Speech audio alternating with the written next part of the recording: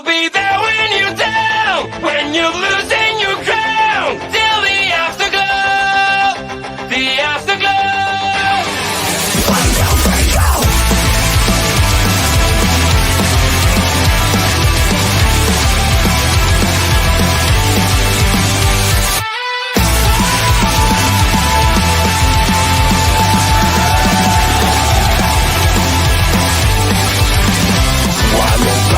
Fading away, you look so great when you gotta shine. One more part of you is gone now, as you keep smiling at the crowd. Pressure is your best enemy, spotlights show what they wanna see. Sometimes it feels like you're under attack, you just can't break free. I'll be there when you're down, when you're losing your crown, till the afterglow, the afterglow. I'll be there when you fall, when you're losing it all, in the afterglow, in the afterglow. Whoa!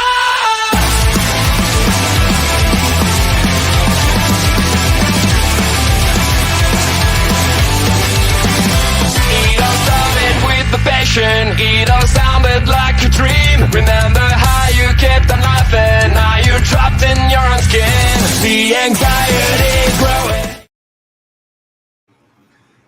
Ladies and gentlemen, it is a new season, a new day, but right here on SmackDown, I'm not talking Xavier Woods or Kofi Kingston, but I am talking a brand new SmackDown look.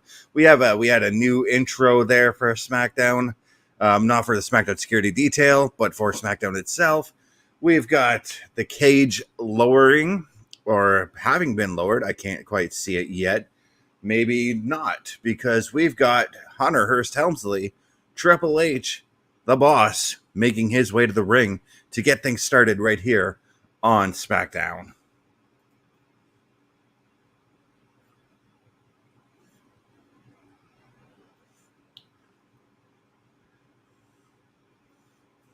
Of course, our opening match will be the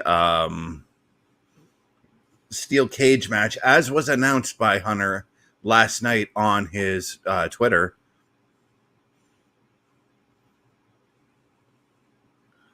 And look at that. Just no change to the stage, but a change to the look of the SmackDown logo.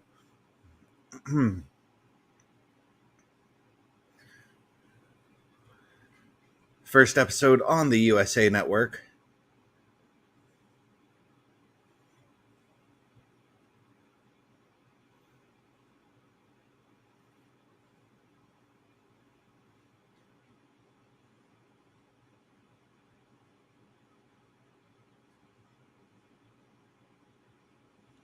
Wonder what Hunter's got to say. Obviously, he's going to be promoting the new season premiere. Let's listen in here.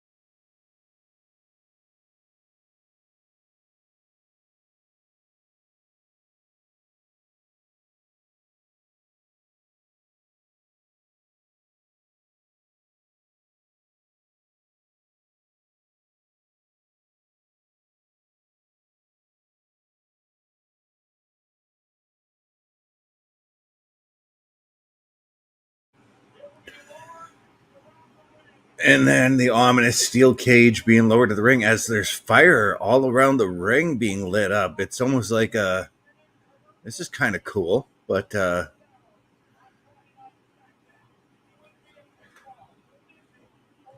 like to say a quick hello to Monica tuning in, asking how's it going. It's going great, Monica. Just watching some SmackDown here as we are watching the cage lower on our screens here for what is going to be an awesome cage match.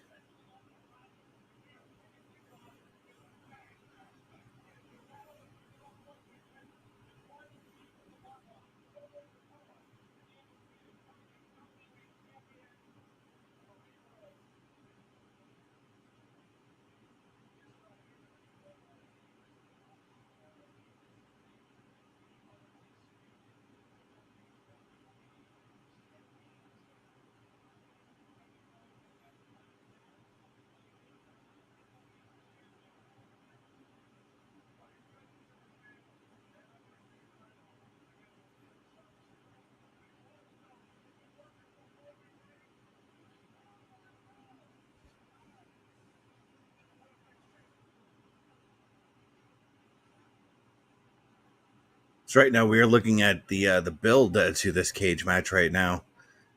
What happened in the showing what happened in the last match with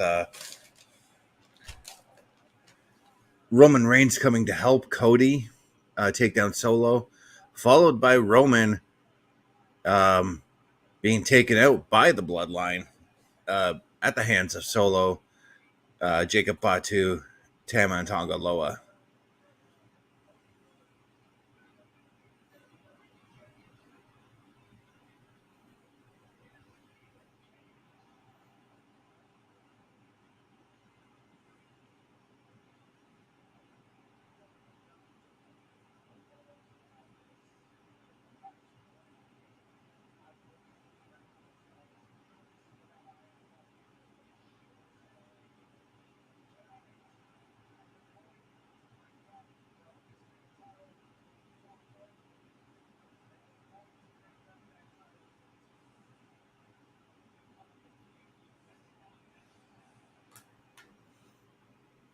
There's been some rumored returns on this show, and we'll see how those rumored returns play out here as the challenger Solo makes his way to the ring right now.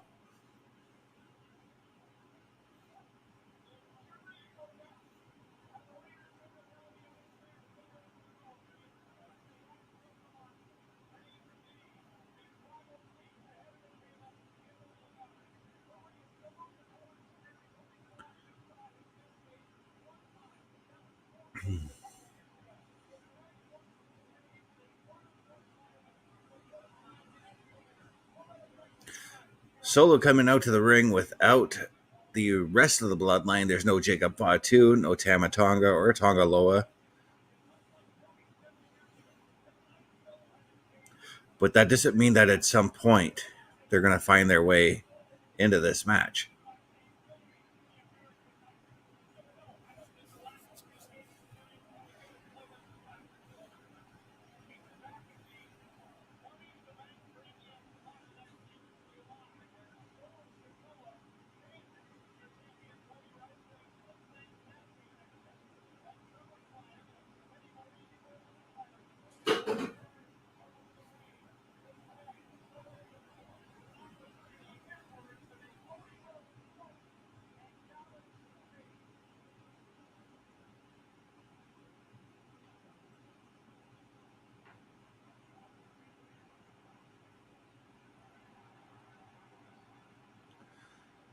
And here he comes, man. Here comes our WWE Undisputed Universal Champion,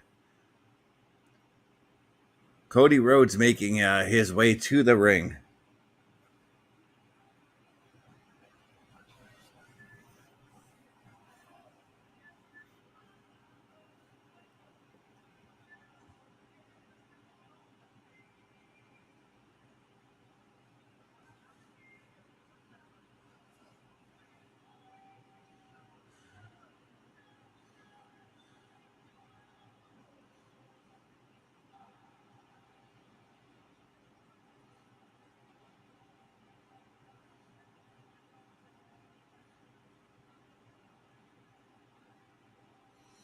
We're about to have a little bit of a quick little visit here from Pepper.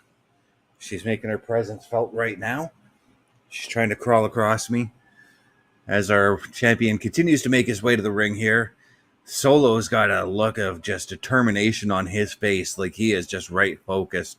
And you got to imagine that Cody has got to be thinking the same thing right now.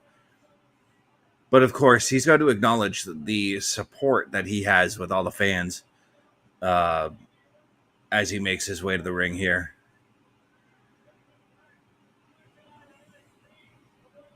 Which honestly, I think that's really cool that he's doing that. It's at one time it was a bit of a lost art where wrestlers were going down and high-fiving their fans and all that, and now we're seeing more and more of that. And to be fair, I think that's really cool. I love that they're acknowledging, and I don't mean acknowledging Solo Sikoa, but I mean that the wrestlers are acknowledging the fans.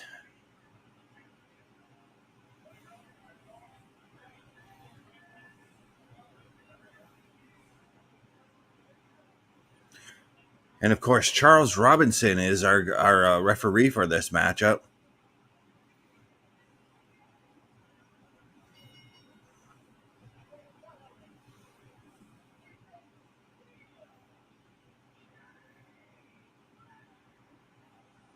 Been looking forward to this match all week. There's just there's going to be some intensity in this match.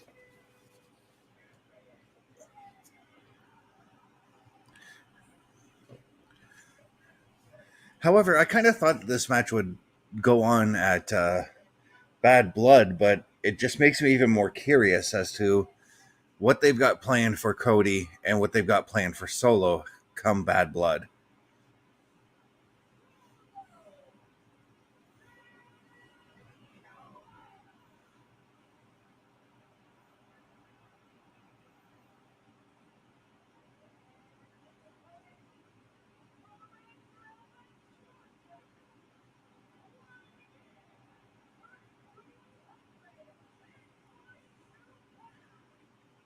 Hey, look who's got here just in time for the opening match. I see that. You only missed Triple H hyping the show. Okay. That's what he did. You don't need to really go back and watch that. All right. Did we get the new logo? Yeah. New logo. Okay. There is a new opening video, like intro video. Not from us, but from them. Right. Which kind of means new theme song as well. I didn't hear the theme. I was busy getting our stuff started off. And of course, as I was stating just before you got on, Charles Robinson is reffing this match. Brilliant. Now, I did know that this match was going to open the show, which means... Yeah, I wanted to tell you. So I wanted to tell you when you sent me that, I was going to say, dude, you're 10 hours too late because Hunter, I saw Hunter do it on Twitter, at about midnight last night. I knew it last night, even during Horror's Nest. Yeah.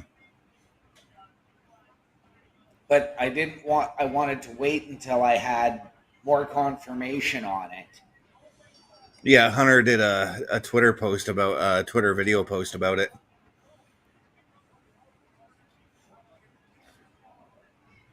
And the first half hour tonight is commercial free. Oh, I didn't know that part. Yes. It's what I get for choosing to rest after a long day that I've had. I don't blame you, brother.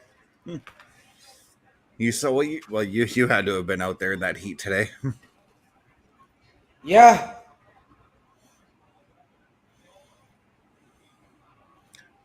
I was actually over by your work area today. I decided to expand because I was going to do... so for everybody that's out there, you guys already know this. I'm doing job hunting like a motherfucker. Yep. So today I tackled the most northern part of our city that I could get to, which would be where Best Buy, Mark's Work Warehouse, Home Depot, Walmart, all those locations are. And I dropped resumes off at at Best Buy, just as Parrish had suggested, which that was already going to be my first stop anyways. Dropped one at Mark's because, I mean, Mark's is the only place a big guy like me can shop for clothes. Right. So why not try to get a discount? And then because I do have my license to sell cannabis, recreational cannabis, I went to Cannabis Jack's there, and I should have went to actually Fat Panda afterwards too to drop one off. Yep. Then I made my way down and I dropped off at Sioux Cannabis.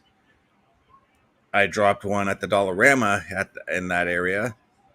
Yeah. And then where did I go after that?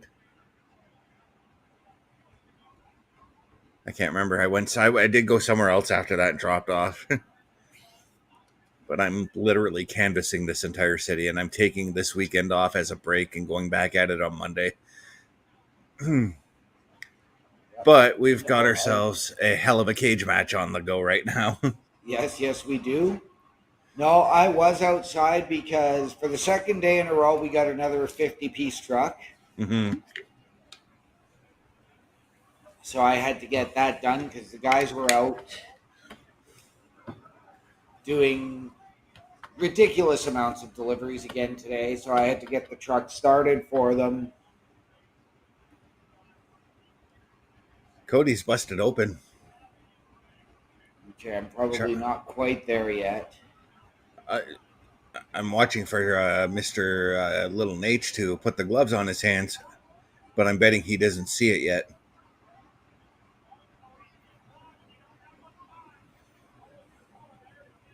Okay, yeah, I just got the bust open.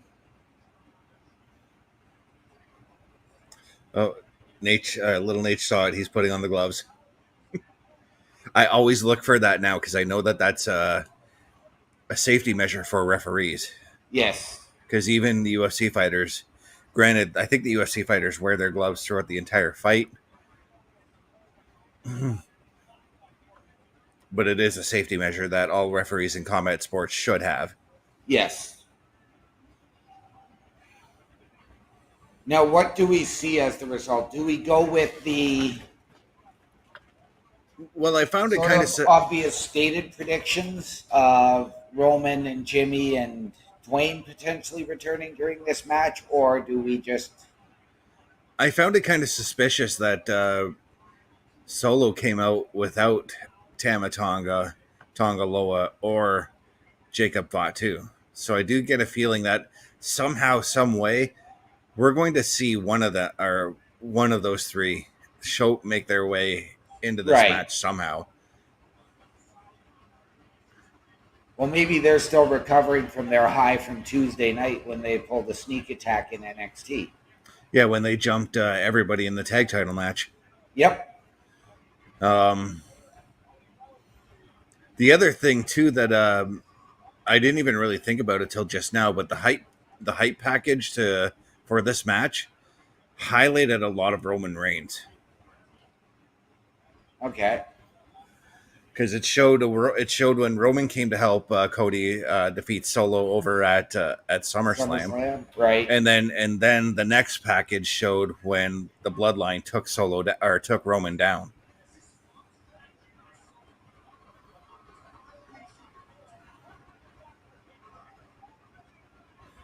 And we got our one and only pal Leeds coming in saying, "Evening, fellas, how's it going, Leeds?"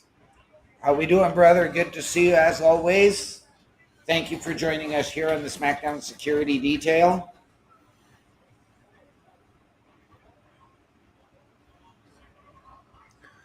I'm actually glad that this first little bit is commercial free because it always bugged me when they would go to commercial in the middle of a cage match, like on Raw or whatever. Right. But I wonder what they have planned then for a main event if this is the opening contest. I've been reading all day just people saying, look for something big. And these were from your typical people that are, And I hate to admit this, but sometimes Uncle Dave and sometimes SRS, they're correct. And those were the people I was reading this stuff from. Right.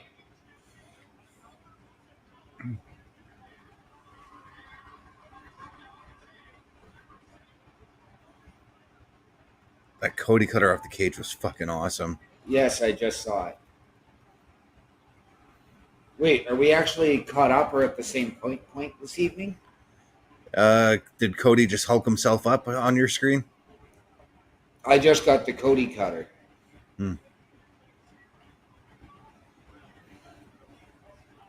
Well, when you see Hulk Hogan, when you see Cody like Hulk himself up and he's trying to kick Roman, or yeah, Solo just yanked him off the cage on my screen. He's trying to Hulk up now, so. Yeah.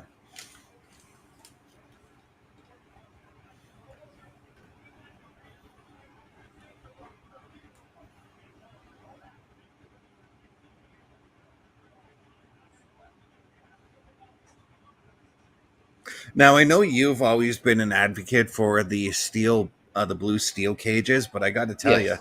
even being smacked up against these cages, and I'm going to tell this to everybody because I've experienced it. Even being smacked up against these cages hurt. Yes.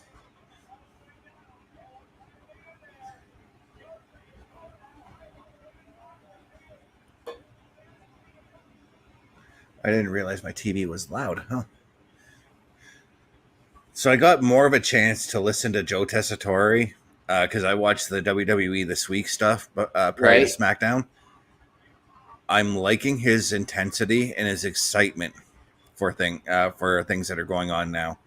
He's having an easier time. He's starting to have an easier time channeling that to us, the viewers. Okay. Good. Because I caught they showed the Fatal 4-Way from Raw, and right at the moment when Jey Uso came in and kicked Ilya Dragunov, the hype in his voice went just on a whole other level, and it worked. You know? Right. What a superplex that was. Oh fuck! Oh yeah! Oh, this is an epic shot. Oh, walking down that aisle, the walk down the aisle shot with the cage, that was awesome. Wait till you see it. Oh, we're getting Meechin and Piper Niven tonight.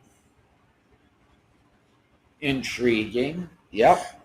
Kevin Owens and a mystery partner taking on A-Town Down Under, as Yes. we already knew that was announced last week. Yes. And Andrade versus Mello, match 5. Yep. Who do you speculate is going to be KO's partner? I've got a suspicion myself. I've been thinking about it for the last couple of days. Okay. And I believe this man hears voices in his head. I could see that, especially with the return. Mm-hmm. But this is the season premiere of SmackDown, and anything can happen. And I'm wondering if we get Kevin Owens' best friend of the last 20 years in Sami Zayn. Well, we do need somebody to offset when SmackDown lent Randy Orton over. Yep. And Sammy could very well be that person.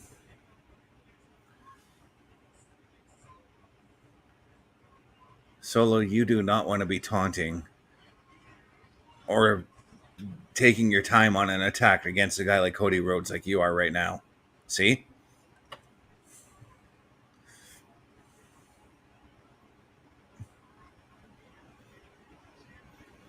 It's that inexperience of Solo coming into play there. You'll see in just a moment.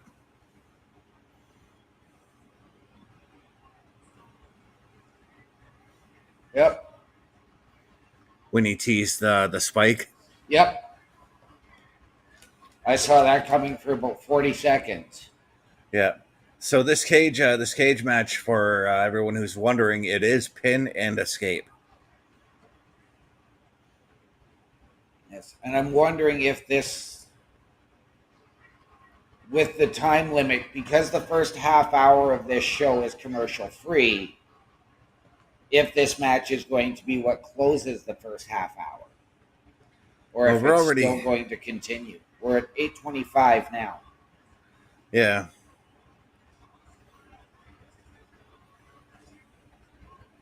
So it looks like with the way things are going right now, it does look like they're trying to get to the finish.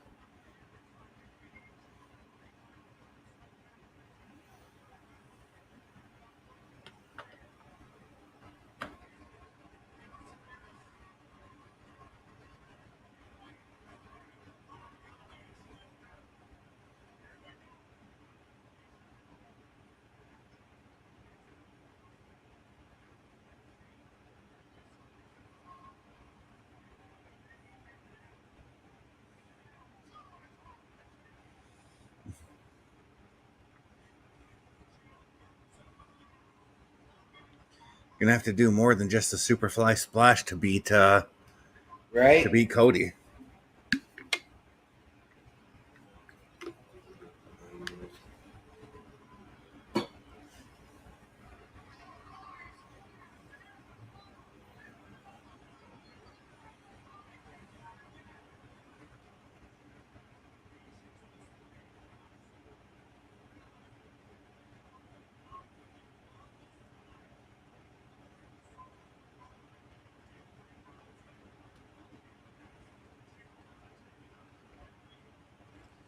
And I also wonder if we do get Roman tonight, if we get a wise man.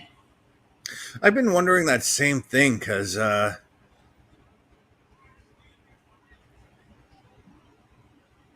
I'm just watching the smarts of Cody here, essentially.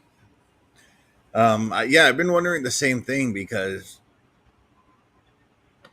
with I don't know, I think it'd be a little bit different without the wise man not in Roman's corner. Right?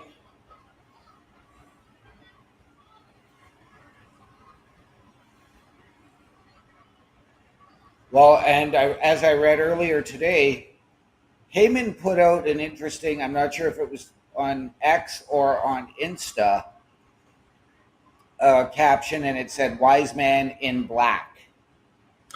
That was on X because I do follow him on X. I got that notification while I was out today. Okay.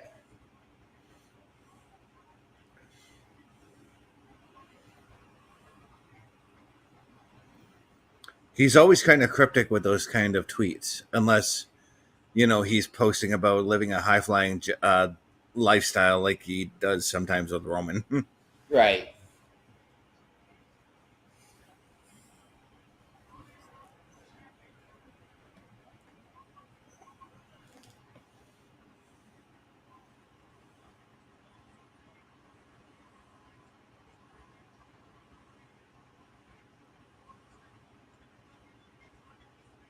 Uh-oh, Cody's thinking something.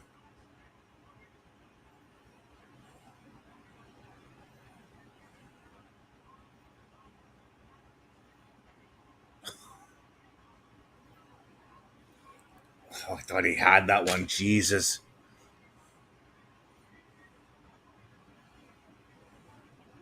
So I've always wondered this about you because I think you know what cage match I consider to be the greatest cage match of all time. Bret Owens SummerSlam 94. Right. What do you think was the greatest cage match of all time?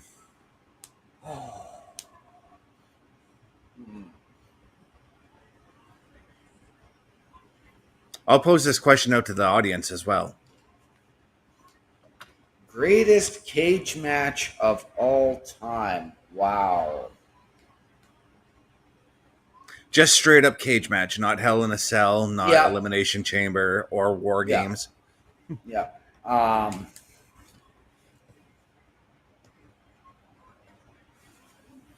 also have I said not Hell in a Cell leads. Unless Foley and Taker did fight in a cage and I just don't remember.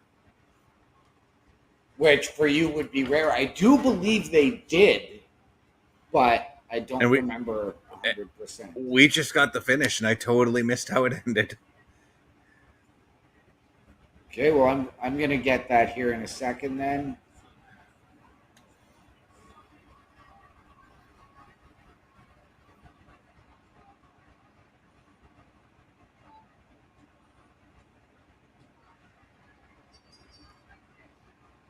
Oh, it was just a crossroads, single crossroads.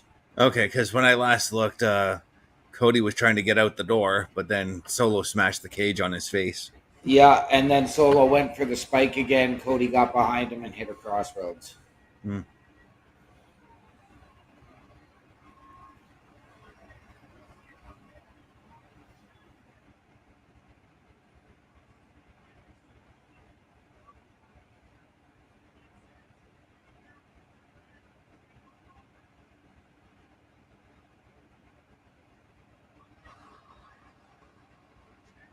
I also have my worst cage match of all time if you'd like to hear that one. Yes, please. Hogan, Roddy Piper. Okay. Need I say more? I can't remember. Give me 1 second to remember. I believe it was at Halloween Havoc 97. It was just, as much as I love Roddy Piper and as much as I love Hogan, that match sucked. Right.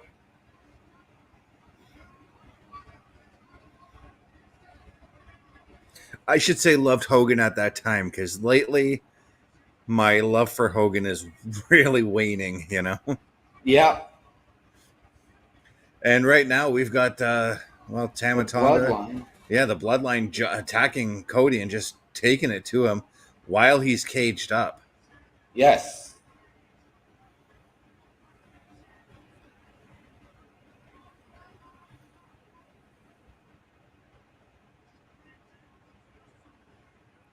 Where is Jacob? What is Jacob planning? Oh, Leeds is saying his favorite would be Michael's Taker at WrestleMania 25. I think that was That Taker was not, under in a cage, was it not? no. Taker and Michaels did fight at WrestleMania 25, but it wasn't in the cage. Commander Data really coming into play. But Taker and Michaels is a fantastic match. Yes. Oh, we must acknowledge him. You see who's making his way? You give. It's all good, Leeds.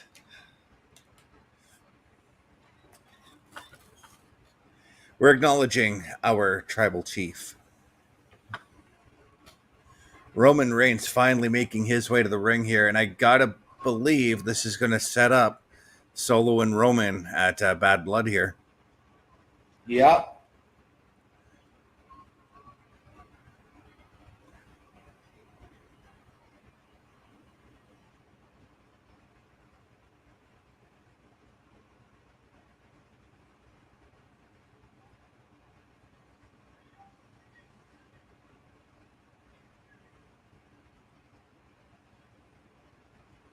I gotta say, I love that they got a camera guy inside the cage. Yep.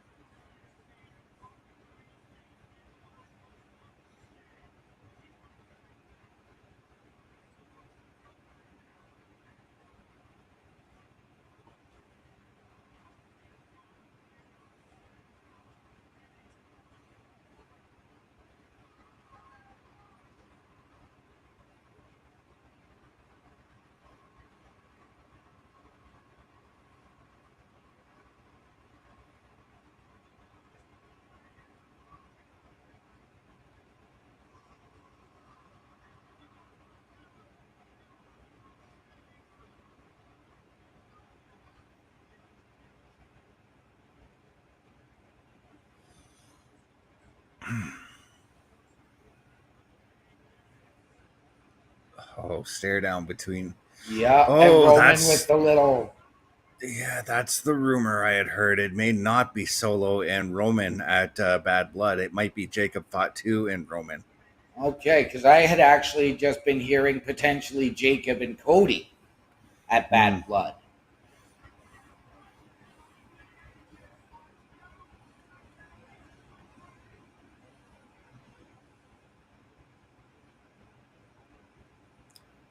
I was gonna say, isn't it kind of surprising that Cody's been down this whole time? Why isn't he up helping Roman? But on my Right? screen,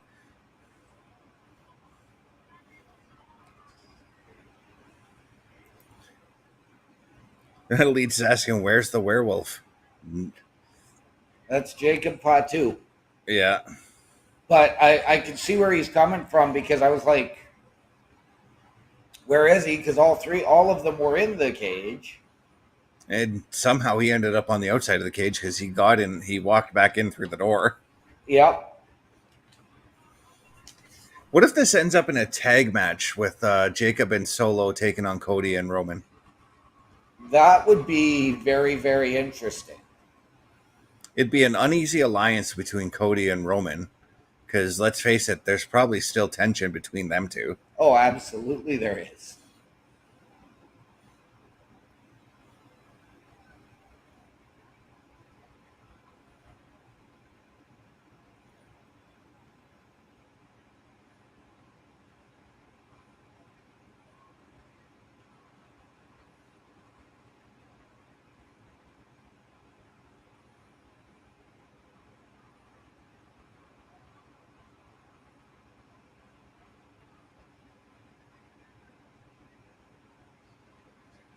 I was kind of expecting a handshake between them two, but Right? now we are at our first commercial break.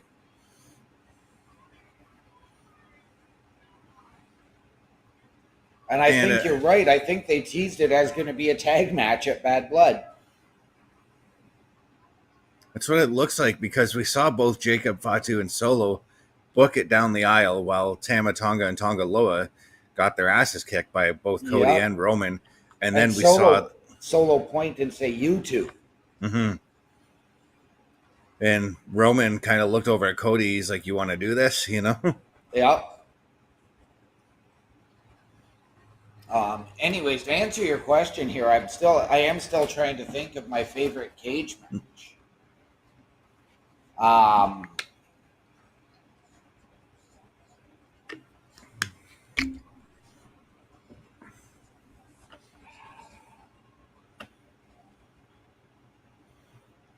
And I gotta say, I'm gonna go with a bit of a shock here. But Eddie and JBL. I completely forgot that they had a decent cage match. I like that one. You know what I think was the most entered? Yeah, Leeds is right here coming in top match though. That Yep. that cage match. That cage match might rank high on my favorite cage matches now. Here's the thing, though, I'm liking about being under the Hunter regime and cage matches now. Hunter's putting the meaning back to cage matches. Yes. I would even do. I want to say Hunter and Taker at Mania because I do believe it was a cage, but I could be wrong, and it could have been a cell where Sean was the guest ref. Yeah, that was the cell. Okay. And we've got ourselves a run-in from Parrish. How's it going, Parrish? Not too bad. How are you? Not Welcome too bad. To the show, brother. Just watched a great cage match. Cage match. Good.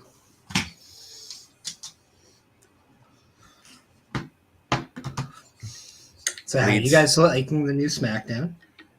I'm enjoying it. It's not much of a change other than just the logo. Lord Parrish of Canada. LPC, motherfuckers! His head is already big enough, Leeds. We need him to be able to fit through doors, not just get wedged in. You don't want to speak about head size, all right? We see that dome. We'd call that the Thunderdome, but it's already been copyrighted and trademarked.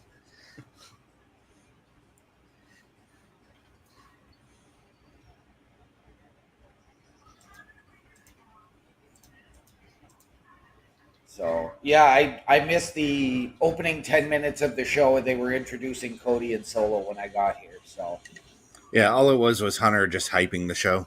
Yeah. Also, so you guys know, I don't know if you guys have talked about this, but Armando Estrada has signed a Legends deal. This is intriguing with all these Legends deals that are happening lately. right? It's like, come breaking news. Yes, that I did not know. I had not heard that.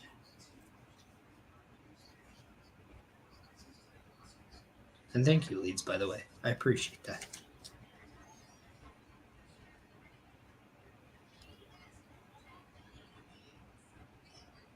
So based off everything that happened at the end of the cage match, it's looking like we're probably going to get Cody and Roman taking on Solo and Jacob in tag team action at Bad Blood. Okay. I haven't seen it, so I'll take your word for it. You'll see what happens. I'm not gonna go into detail. You can say I'm not going to spoil it for you.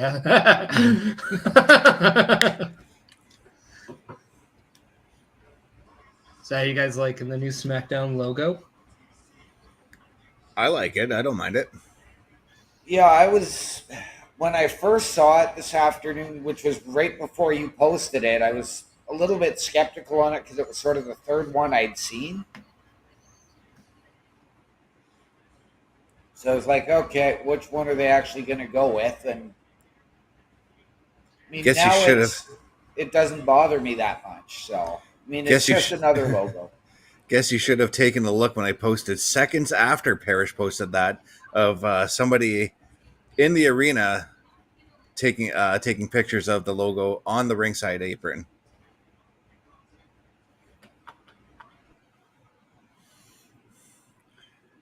This was when they were setting up the cage for prior to the show. Obviously. Which I gotta say, can people stop freaking doing that? Like, people really have a little bit of respect for what you're watching and stop taking pictures of what's happening before the show. Yeah, like, that needs to stop. Like, these people should be taken out of the arena and they should be banned from the shows. Yeah, If you ask me. Unless it's for a specific reason and it's by the company themselves, such a disrespectful thing. Yes. Now, I don't know if either of you guys caught it during that interview with Nick Aldis. They had the Wyatt 6 logo on one of the posts. Hmm.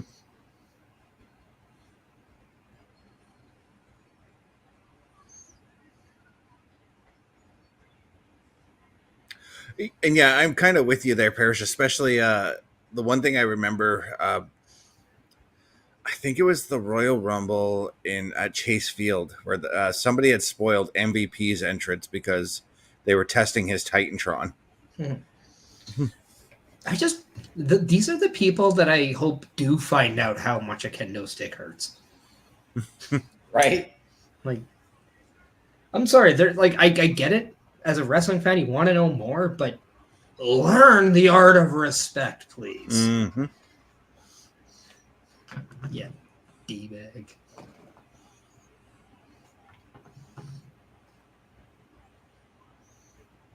As right now we got Piper Niven and Michin battling in the ring right now. It's been a few months since we've seen Niven in the ring. Yes. And I am excited to see her back.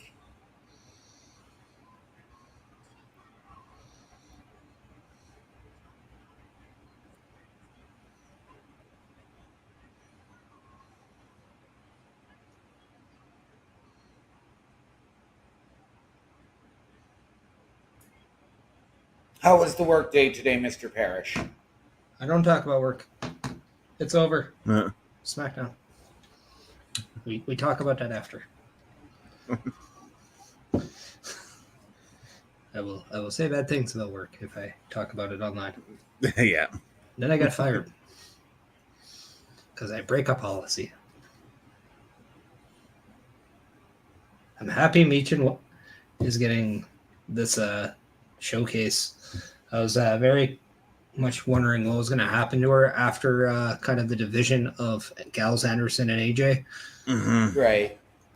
I was nervous for her as well. Like, I thought she'd just kind of be taken off TV and forgotten about, you know? Yep.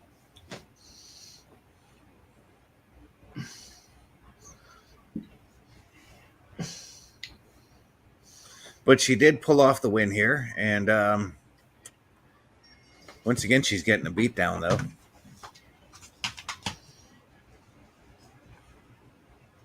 But I have to wonder, with Chelsea Green provoking Nia and Tiffany of late, do we see Tiffany Stratton come out?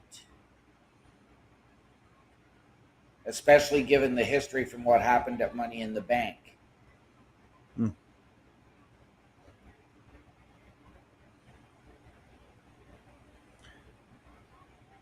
Well, that's clearly not the case right now, because up next, we're going to be finding out who Kevin Owens' mystery partner is going to be.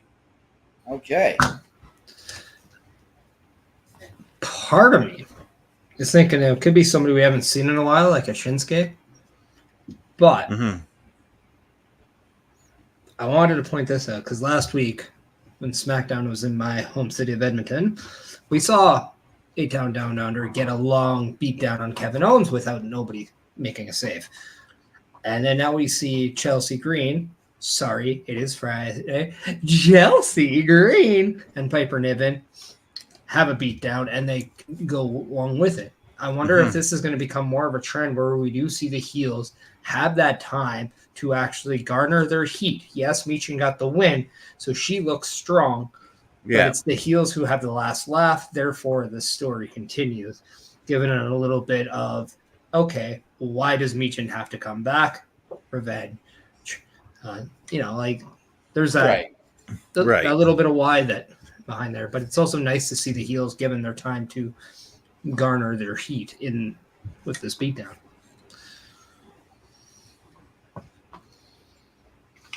Oh, OMD, I just remembered the other place I applied to. I went to Staples and dropped a resume. Okay. Yes, Leeds, you're absolutely right. Yep. I mean, I think people do. People need to learn how to do it in a proper and respectful way because times have changed since before the COVID times. The world is different. Society has changed. So we have to learn to adapt as well. And just because we have an internet and we're used to everything right now does not mean we have to sacrifice our respect for something just to have the right now information. Right. Right. Like if I go to a wrestling event with my phone and take pictures, I'm not going to upload those images right away. I'll wait till after the show is done and throw those pictures up. Well, But speaking of right now and in the moment, it is time for that locker room visit.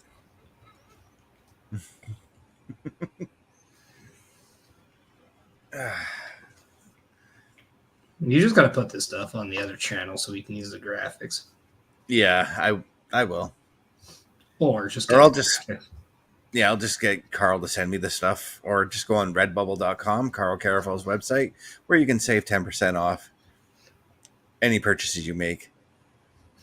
Oh, yeah, I forgot that. And just steal those images from there. I totally forgot I had the running Paris graphic on here.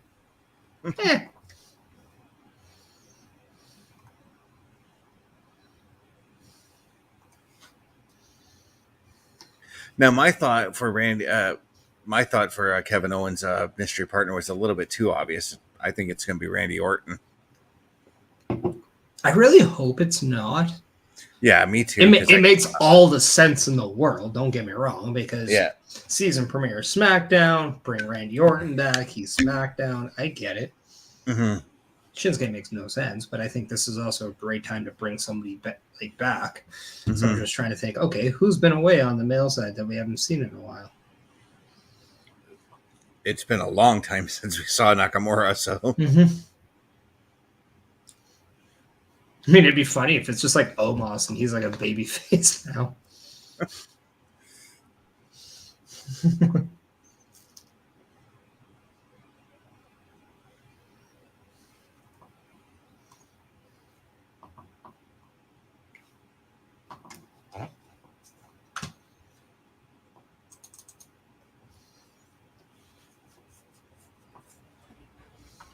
And I have returned just in time. You don't say. Lead coming in. Omos is used for scaffolding now. I mean, yeah.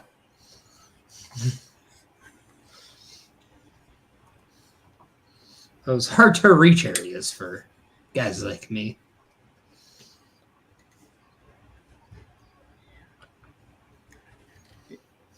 Yeah, that was me when I worked at grocery stores and department stores. I was always that guy that if a customer couldn't reach it, they went to me to go and grab it for them. And Yep.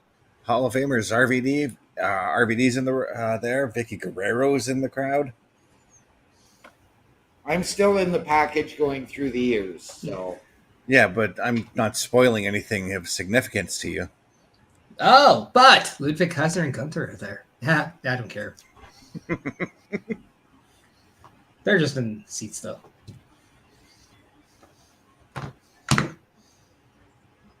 For some reason, and I don't know why, I thought Vicky still had an AEW contract. No, Excuse me? She has been gone for well over a year. I find it interesting because they had advertised Gunther and Damian Priest tonight, but that could have potentially been a dark match. There was no confirmation on whether that was going to be on the show or not. Yeah, that for sure would be a dark match. They're both Raw people. Yeah, and dark matches are taped prior to the show because last week we had Dominic Mysterio as a dark match. Okay. It was awesome. He got such a big pop, too. Nice. I was definitely one of them.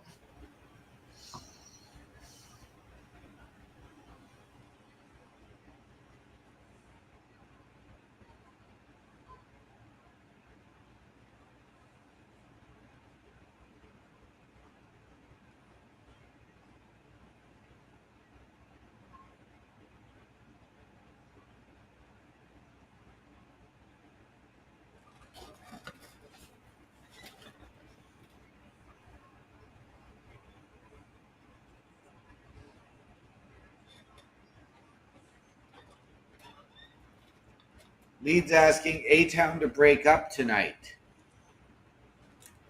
No, I don't see it. Not I don't know yet. just yet.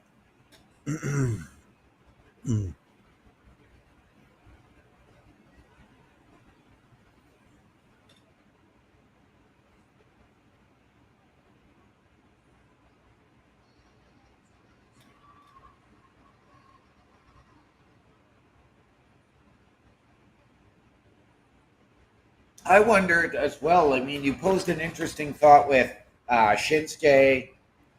Best suggested Orton. I did suggest Sammy. I wonder if we maybe get a returning AJ.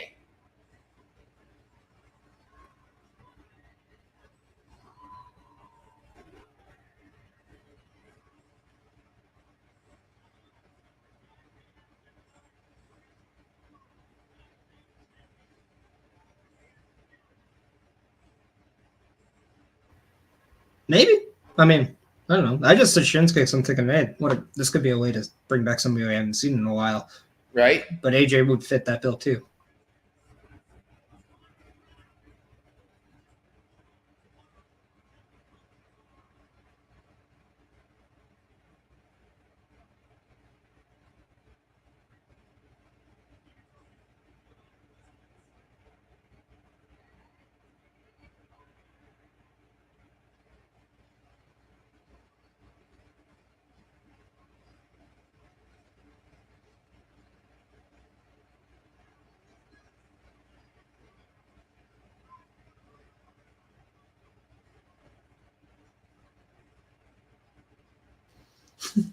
This is, I kind of like this.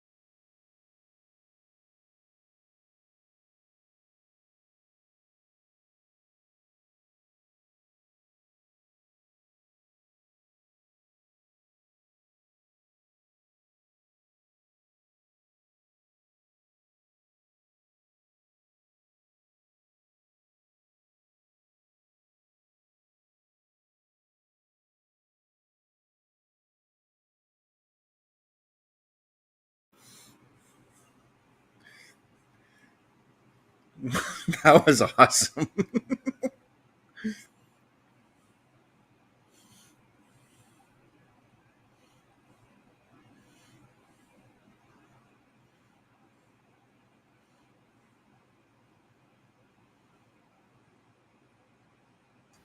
I am going to say the graphics are awesome. And Yeah. just being simple, like height, weight. We don't need to know, oh, this guy once ate pie on this episode of Raw. We don't need to know that stuff. Well, Best, you were correct.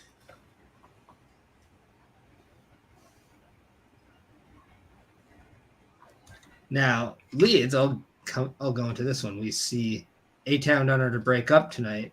So what happens if we were to see something between Randy Orton and Kevin Owens? Yeah. I mean, Kevin Owens doesn't really have anything going. Neither does Randy Orton. I mean, well, KO's got the thing with A-Town Down Under, but I'm kind of ready for KO to move away from that. Well, Yeah. I mean, if they were to win, or maybe a turn would help. Like, say Kevin Owens pins Grayson Waller or whoever, right? Mhm. Randy Orton and RKO's him out of nowhere. Boom. We ask, why, Randy? Why? We have that going on. And then we can have dissension between A-Town Down Under. It's been a story that's going and going.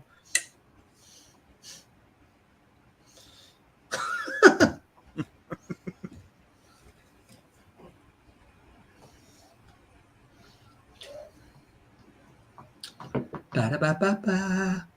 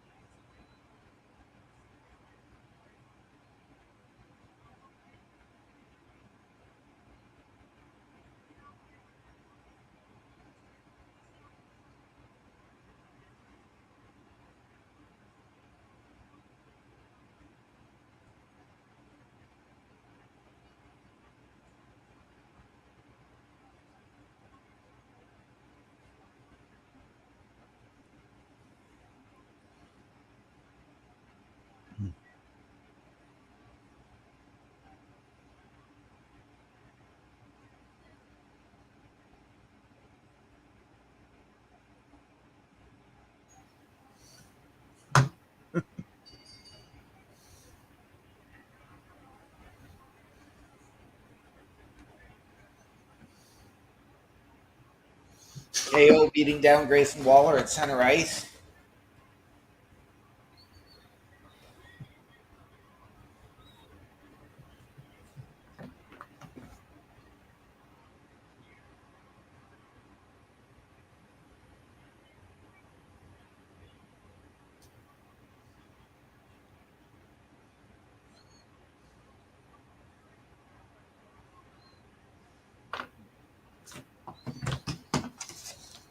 I gotta say, for that guy that he stunned at the beginning of the match there, what an easy payday for that dude, eh?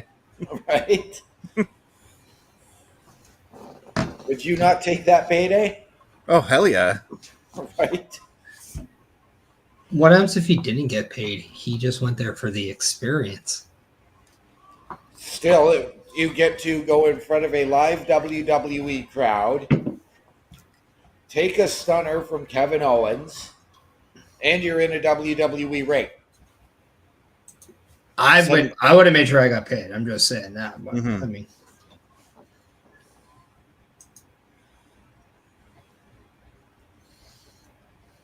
I'm also just not really experienced in the form of the extra. But if people want to help me out and convince WWE to put me on the media list for the 2025 Royal Rumble, yeah, come on. Hashtag perish for Royal Rumble Media. That's a long hashtag. Hashtag perish for media.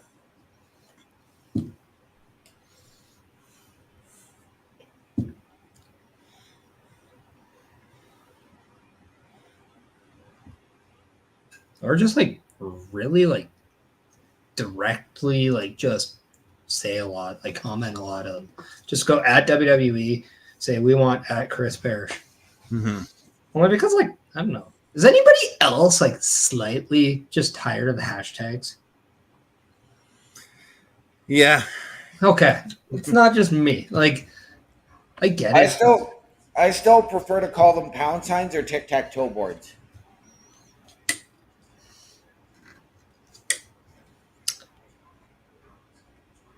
So Randy Orton is the partner.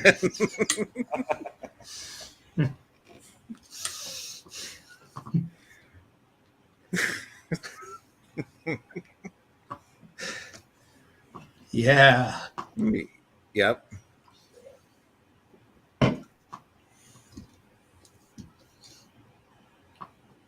Oh, here's a good one. Hashtag Parish Conference. What up? Yep. I like that one. Yep. Yep. Let's make that happen. I contemplated going to like our Vancouver, but it's like, well, there's two things I got to do. One, I got to go to Vancouver. Nobody wants to go to Vancouver. I mean, why do I want to go to a city where they just keep getting bounced in like the second round by a better team? And then we complain for a month that it should have been us. They're like the Dolph Zigglers of hockey fans. That's too true. It was 96, and we did a family trip out west all the way to Vancouver and Victoria. And In Your House was in Vancouver when we arrived. My dad was going to take me. He didn't want to go, but he was going to take me because he knew I was pumped for it. And then the power steering went on the vehicle. So I wasn't able to go. I like how that one was called International Incident. Like, it's Canada, you a-holes. We're right beside you. I mean, you're not technically wrong, but dear Lord, you can't call it like something like else. Like, Yeah.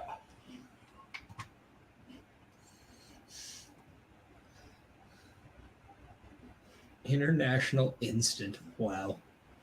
I believe that night too was supposed to be like Ahmed Johnson versus Shawn Michaels. No, it was a 6-man tag that headlined that show. I think it was like Sean, Ahmed, and Sid, which is like an odd combination. Right. Taking on Camp Cornette, if I'm not mistaken. Hey, they were called the People's Posse, all right? And they had Jose Lothario because they were against Camp Cornette. Yeah.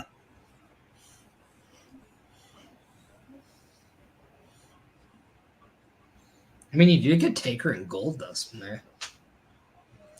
Steve Austin and Mark Merrow. Well, you got Sable there. Meh. Hey, that was during the good times of Sable, though. True. Yeah, I mean, you know what? I'll put respect to Sable's name. I would like to see her get a Legends deal. We need to hire more Canadians anyway. I don't think she would accept it, to be honest. I don't know. It's a whole new ball game now.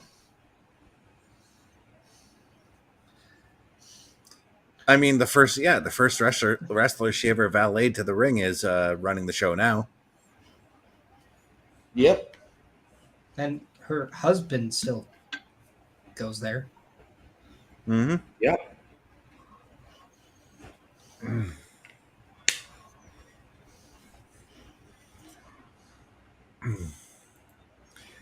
Leeds, you are correct on this one. Theory is right now selling the best out of all of them right now. Oh, Theory is just that guy is a future world champion.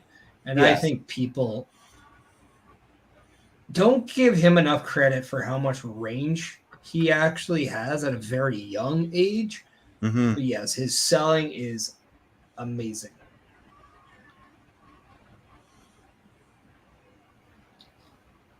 You'd have to think with his time in NXT, I wonder how much of Shawn Michaels he really took with him. Mm-hmm. Right? Because Shawn Michaels pretty good at the selling department himself. Oh, that was so good. So good. Yeah.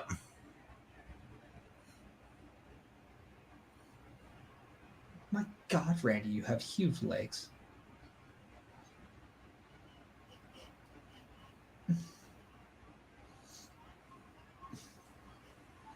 There we go. Most innovative way to get a hot tag I've ever seen. Oh, and delayed. Yeah. But that's actually good to know how long you actually are behind us, though. It's about 30 seconds. So now when we make those transitions, we got 30 seconds that we have to. Yeah. Okay, that's good to know. I was actually a lot closer earlier, and then when they went to the first commercial break, my signal buffered. That's when you went potty, wasn't it? No. The first commercial break. I went during the second. You had to go so bad, you really wrecked things, didn't you?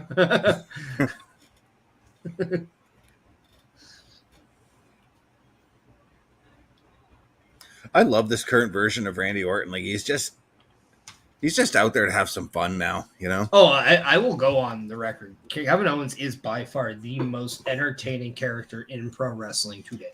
Mm-hmm.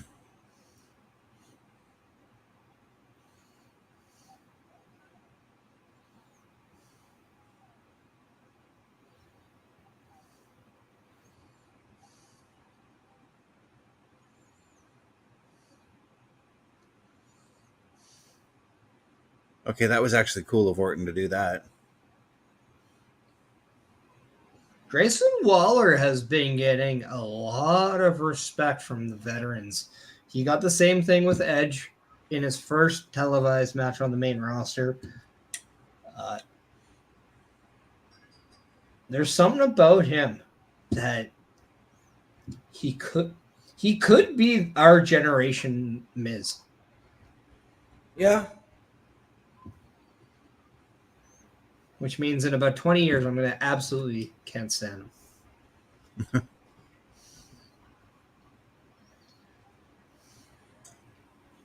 Why was there a time that you were a fan of the Miz?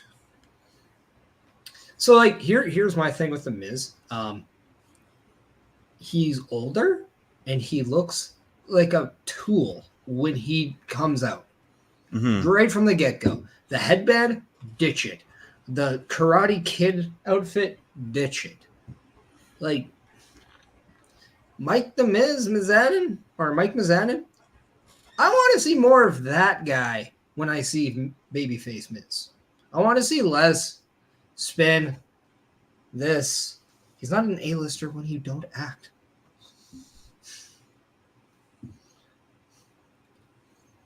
Be the A-lister as a heel. Mm-hmm.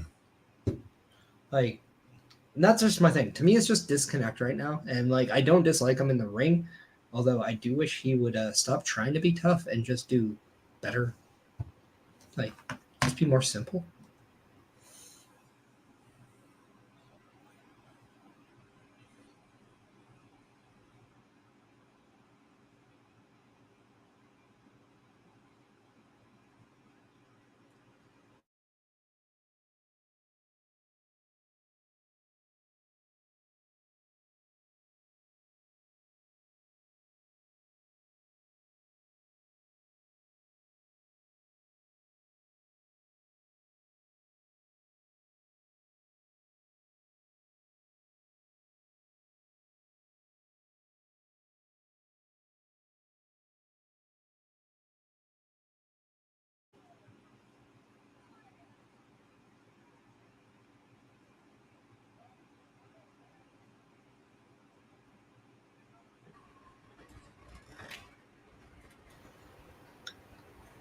Now that's intriguing.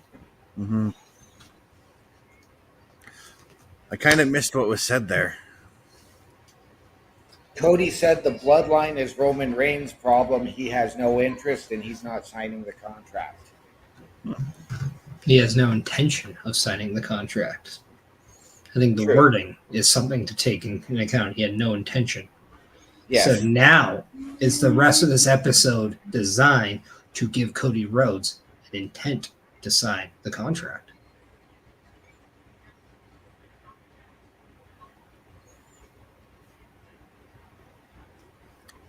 I think so, but there's also a few other options that I can think of that we haven't seen in a while. Maybe one Jimmy Uso shows up.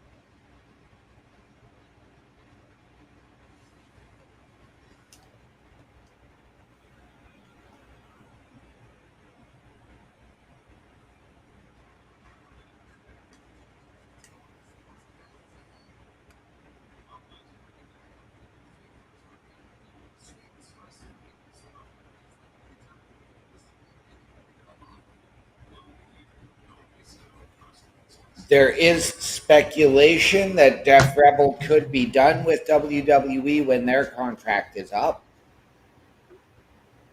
Is it up now? No, they don't know that. They reached out and they haven't received word yet from Def Rebel as to what's happening.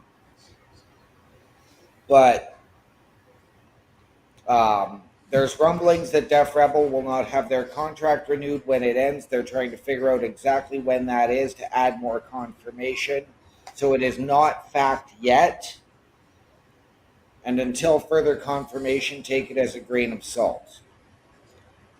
But apparently WWE is looking to utilize more outside artists. As they should. Mm-hmm. I agree. I mean, like, we just heard a Rev Theory version of Voices, and yes, they did work with Jim Johnson, but I mean, it is, the sound of Rev Theory. We see other bands like Alter Bridge with the Judgment Day, and yes, that had a lot to do with Edge, who used it for him. And Your boys in Downstate. I mean, they do Cody Rhodes. They do the Miz's theme as well. Yeah, they used to do one for Chelsea Green. Mm-hmm. Living Color. Yeah. Well, in Living Color. Nope, not quite.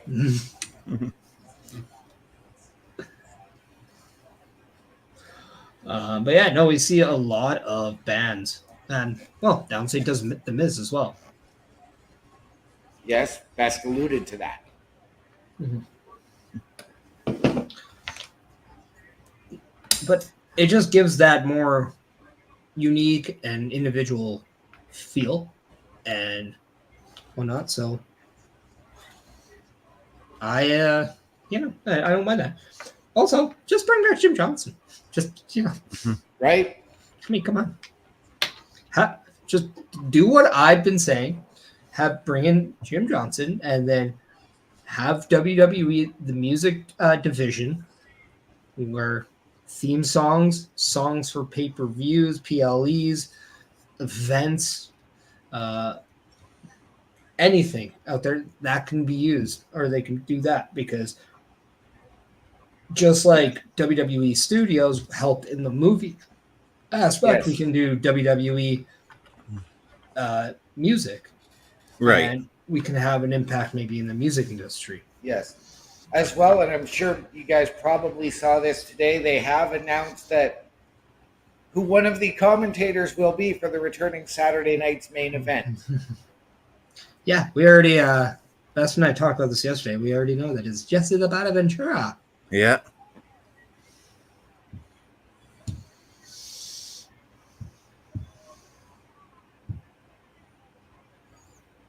Why does that guy look like a cross between Rey Mysterio and Randy Orton? That guy was like so weird. Wait, were See? you talking about Michael Hayes or the guy with him? No, the guy with Sheamus. Oh, Okay, yeah, I'm at Michael Hayes now, so.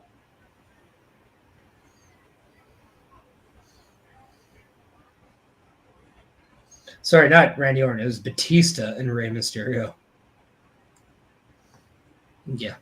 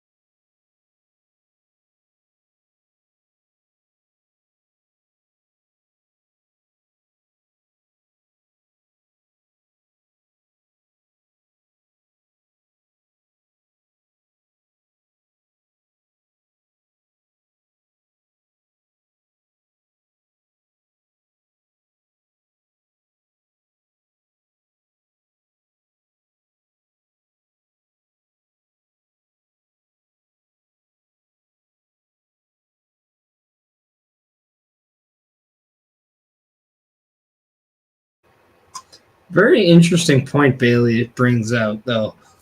Mm-hmm.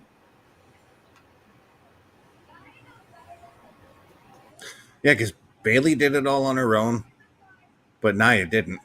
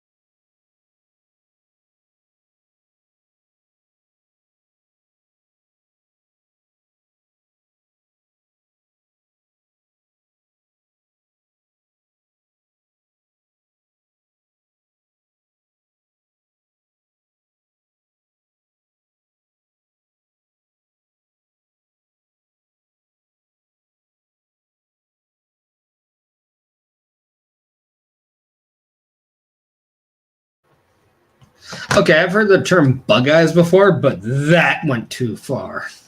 Yeah.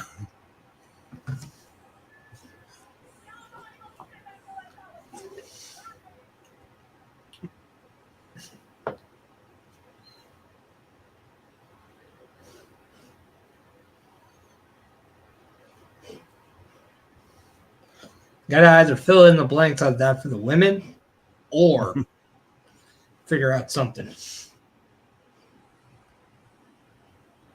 I'm talking about them graphics.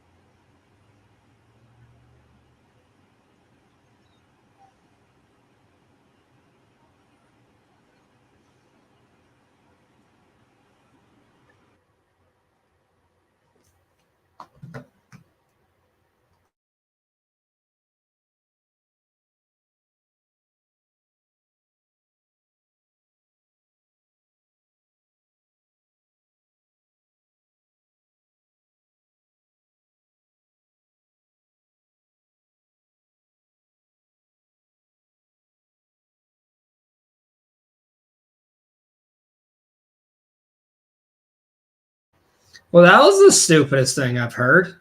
And I'll wait about 30 seconds for OMD to catch up and give my reason why.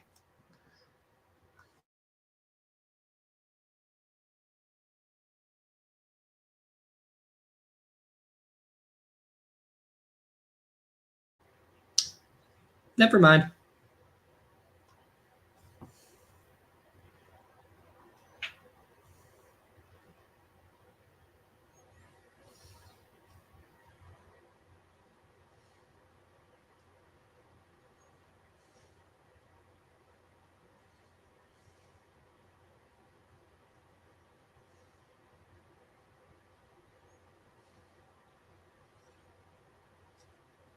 KOMD, you good now?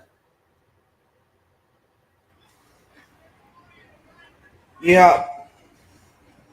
Yeah, I was going to say, I'm like, Nia's Jack says, whoever wins can face me. I'm like, okay, well, what happens, Nia? Then if you won the match, what would happen?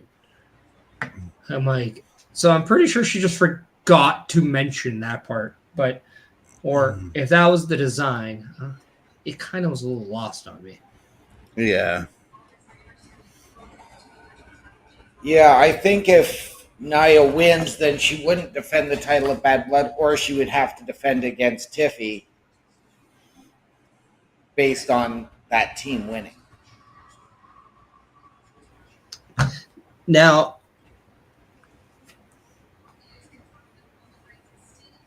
Would it make sense for somebody like Bailey to go to Raw, though? It does. I mean, really, at this point, does it really matter? Like, I firmly believe Bailey's going to pin Tiffany Stratton. Mm-hmm. And then, because, like, I don't know, there's part of me that thinks, like, Nia Jax is just going to, like, leave, like, Tiffany high and dry. And then Bailey picks up the win, becomes a number one contender, gets that rematch at Bad Blood, and then maybe we see Tiffy do something at Bad Blood with her briefcase. Mm-hmm. Right. Now, to answer the question, does it make sense? I mean, yes and no. I mean, if Raw's going back to 2 hours, that means we're going to see a lot less people maybe on TV on Raw. Right. But I think the one thing is anybody currently in flux right now? Like, is there a plan? Like, maybe this is a way to kind of write Naomi off for a bit. And that's because maybe she is going to go and win the speed tournament and become the first speed winner. And that's what she does instead of being on SmackDown. Mm-hmm. Right. So there's always something like that kind of along the sides. Well, and I'm looking at Raw, and I mean, after losing the title at SummerSlam, Bayley has sort of been off of TV until the last few weeks. For me, Damage Control really is floundering on Raw, especially since they've tried to become baby faces. So I'm wondering if you move Bayley over there and you put them back together.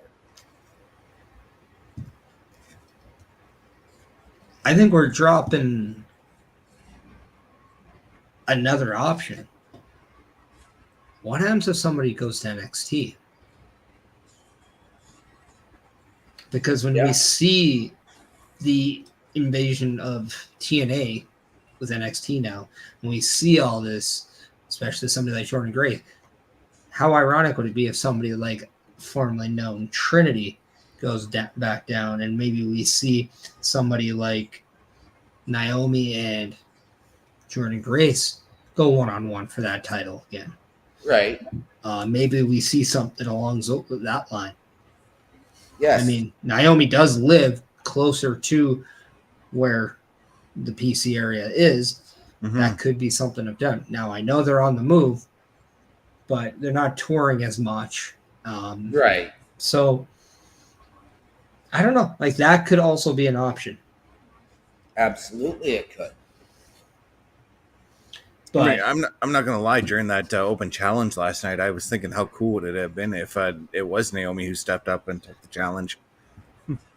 I'll give you a name who I'd rather see in Damage Control, and it's not Bayley. It would be Julia. Right. She's got that star power to do it. She does. She's got that star power. But maybe, just maybe, that group is more star-dumb power. Huh? What? Yeah. I like the play on words. Well, thank you. I thought of it myself. And I know we're sort of anticipating this other woman's return for the Royal Rumble.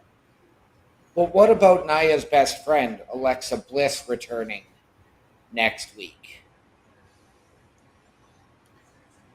Maybe we see Raquel Rodriguez come back on SmackDown, and everything we've heard about her and Liv could just be smoke and mirrors. Get out of my head. I know I'm drinking, but come on. But then that's a good way to keep Alexa as well away from the Wyatt Six. This is, again, like why I would just think about doing a couple more in-house trades for the people, for the individuals, and just for the shows. You can do little minor shakeups during the course of a year with a trade. I'm with you.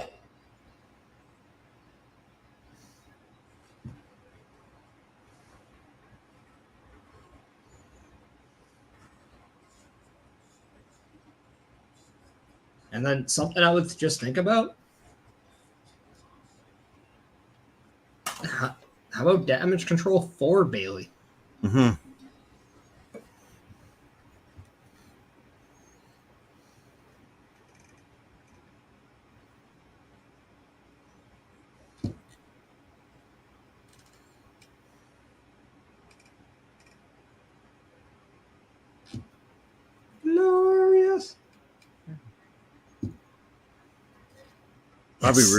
Bobby Roode still looks in great shape.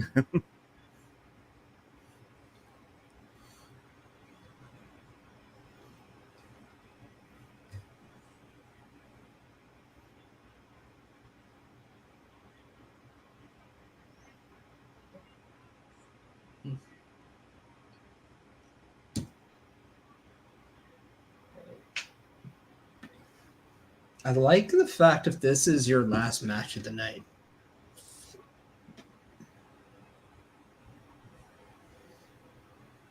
I didn't even realize that we were towards that part of the night. Yeah. He's only 5'8". Huh.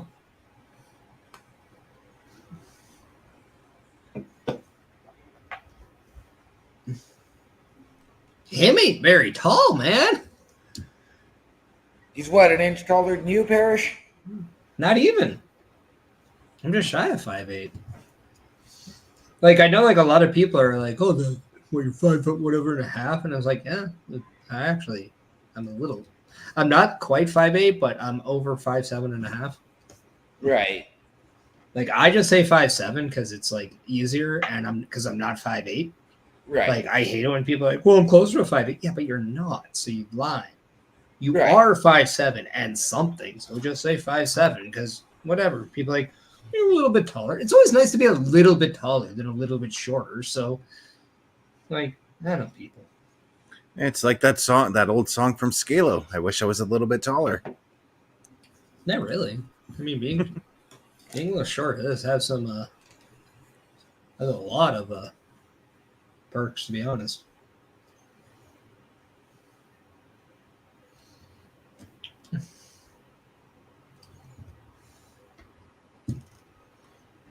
If we get Roman coming back to the ring to figure out a tag team partner, what if we get Roman and, as much as I hate to say it, Dwayne teaming at Bad Blood, and that's where Dwayne turns to say that he was the one in charge of the new bloodline?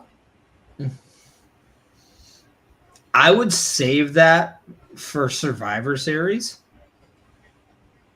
I think you can do something bigger at Survivor Series with all that. I'm hearing Jimmy. Jimmy makes sense.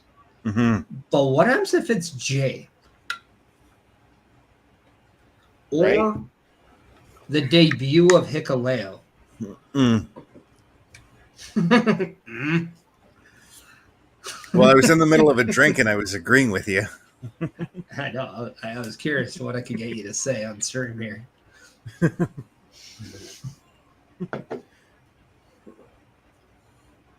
I went fishing. How was the bait? It was delightful.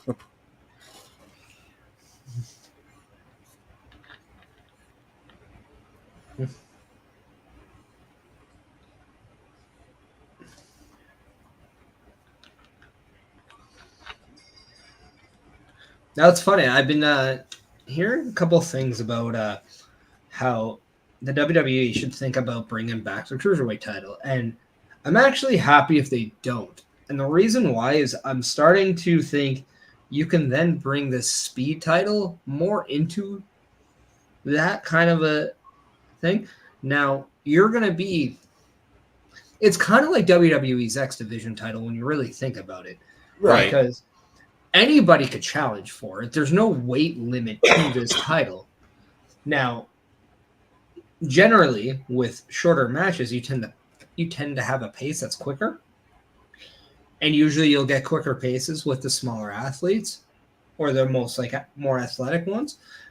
But I think the more we kind of get accustomed to the speed titles, I think you kind of have your answer of like, there you go. There would be that, unique championship that could be more suited for a smaller athlete, because it'd be a lot more believable for like a Johnny Gargano to become a speed champion than it is right now to beat like Braun Breaker for the IC title or LA Knight for the US title. Like, just because I don't think anybody wants to see that, but No. Johnny Gargano as a speed champion would actually be quite intriguing. Ooh.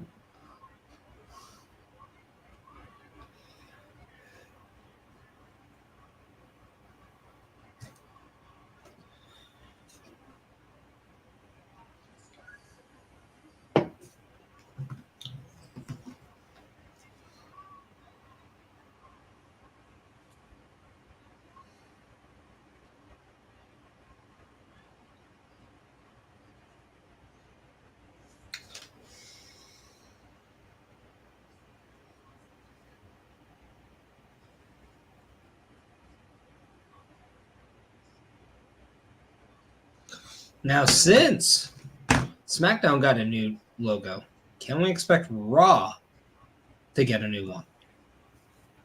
I think so, but I think that happens when the move to Netflix officially happens. Yes.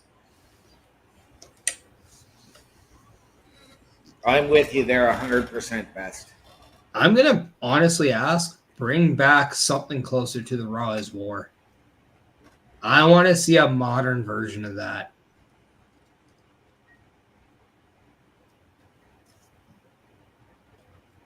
You can do it. It is possible. I'm thinking about how it would be done in my head right now. It's very possible to do it. Well, I mean, with the way people create stuff nowadays, anything really is possible. But yeah, I mean, this SmackDown logo, like, I mean, you see it right in our background there. Like, you see kind of where the old one is. Like, the new one does follow a pattern of old ones in the past. Mm-hmm. Like, and they all kind of do with the smacking down being different colors. Like, you go back to that inaugural logo, like, same kind of a deal, right? It just gives a fresh kind of new look to it, which is nice. But it still follows the pattern of the history of how the logos have been. And I think something with the Raw can be done as well. I think they put too much emphasis on just the word Raw. Mm-hmm. And that's it, just a word mark. I think if you actually make a logo out of it, you're going to get something with a little bit more pop. And when I think about, okay, what was always used with the Raw logo or outside of the word mark, you go back to that Raw is War. And honestly, I would just cut out the is War part and I would just put Raw with Monday Night on it. And I would just go there because when we talk about Raw, we think Monday Night Raw. Mm-hmm. And then if by chance WWE does something that pisses me off because I do not ever want to see this and they decide to put Raw on a different day, you can just replace the word Monday with whatever day that would be. Yeah.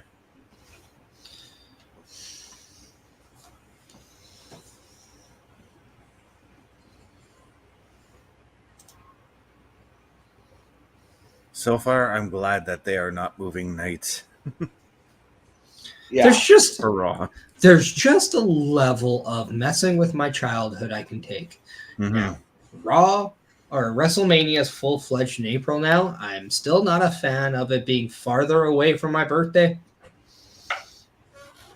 Because as a kid, I've always wanted a Raw on my birthday. Right. Royal Rumble next year is in February, and that's already ticking me off. I don't even care if it's the 1st. It says February. The Rumble is a January show, man. Yep. Just create a new date. January 32. I don't care. It's January.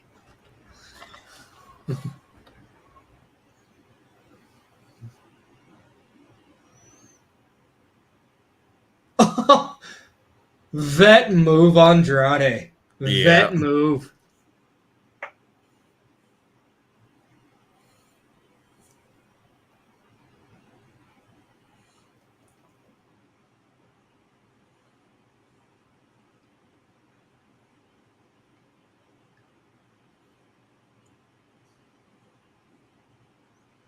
Okay, now when this is over, where do you see both men? What do they do next? Because I'm going to say one of two things. I can see Carmelo Hayes going after the U.S. title with LA Knight. Yeah. Andrade, on the other hand, I actually wouldn't hate it if he does something kind of in the upper mid, like closer to the heavyweight title.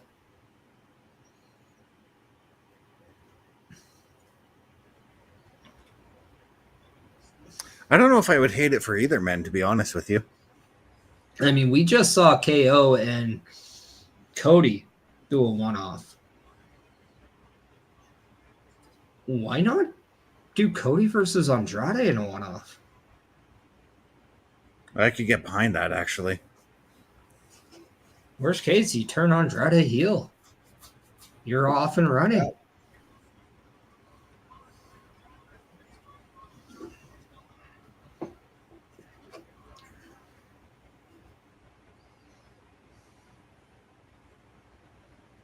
I'm just actually glad that they don't have Andrade doing stuff with Legado del Fantasma. See, and that's where I was going to go, was turn Andrade heel and have him go get in a power struggle with Santos for control.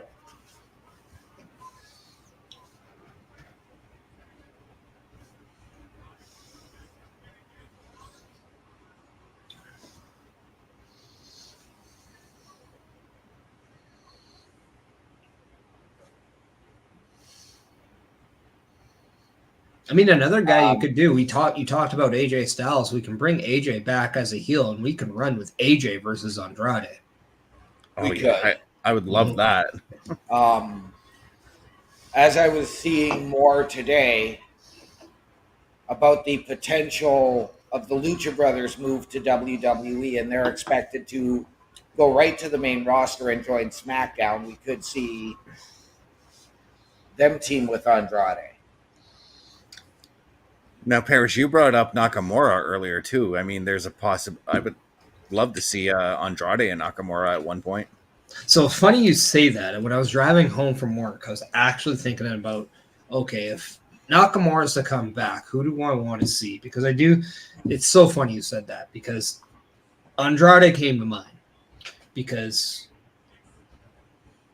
the one thing with Shinsuke that I think people need to realize is that he is not as quick as he used to be. So his matches are going to be a little bit more slowed paced than that they are. And he has there's the times where he pushes it. So you got to have somebody who's understandable with that. Now, Yeah. guy like Carmelo Hayes, people want to just see more of him because he has high potential. And I get that. My thing right now, and I think Carmelo Hayes is 100% realizing this now, is that he is such a quicker paced athlete that he is learning. He is learning that he has to slow it down a bit. Mm-hmm. And I think that would make it very weird for a Shinsuke. I think Andrade is more suitable. And what I would like about this, we now have a feud where there's nobody from the US or Canada in there. Mm-hmm. And I guess we're getting what's going on with Andrade next.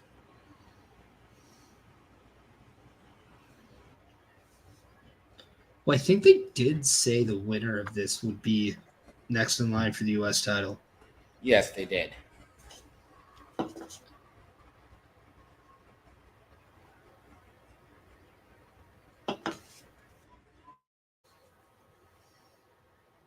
Hell of a match, too, by the way.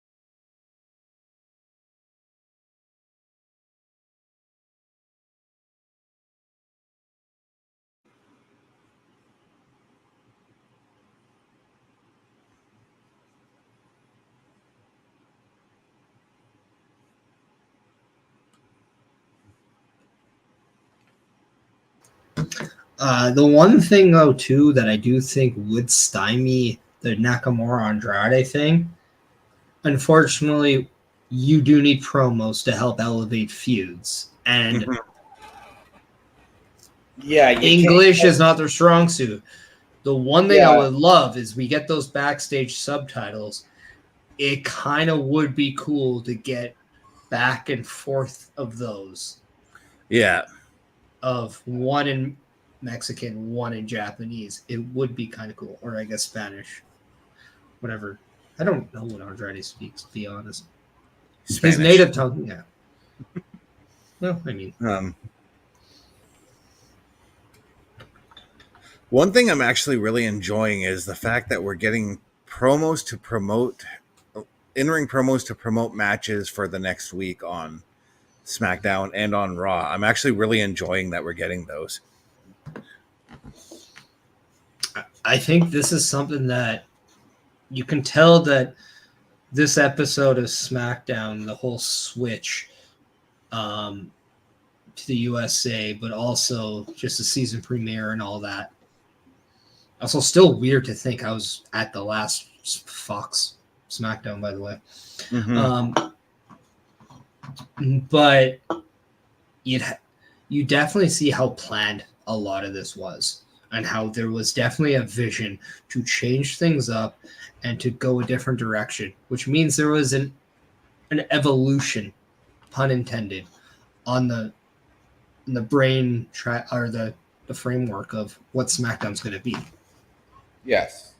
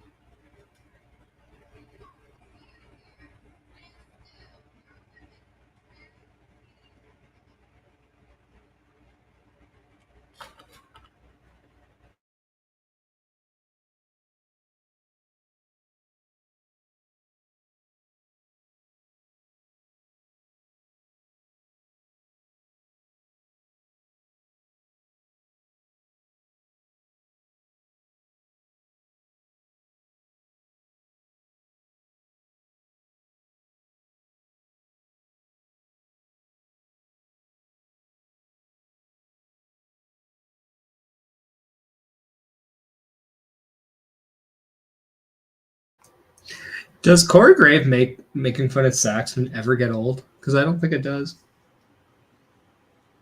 It's a bit of a yes and no for me on that one. I mean, there are jokes that he makes about Byron that I'm like, I don't know. That wasn't that funny, dude. But it's the single fact that Saxon just takes it, and I love it. Yeah.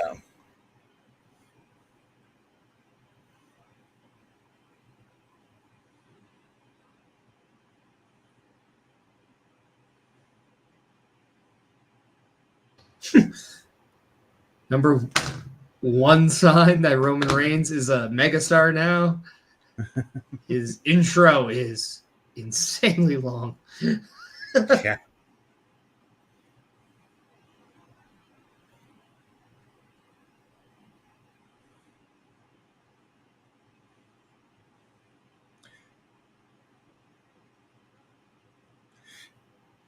It's kind of weird to me that just with seeing him coming out all by himself, he doesn't look as intimidating as a tribal chief to me, but I'm sure that'll change in due time.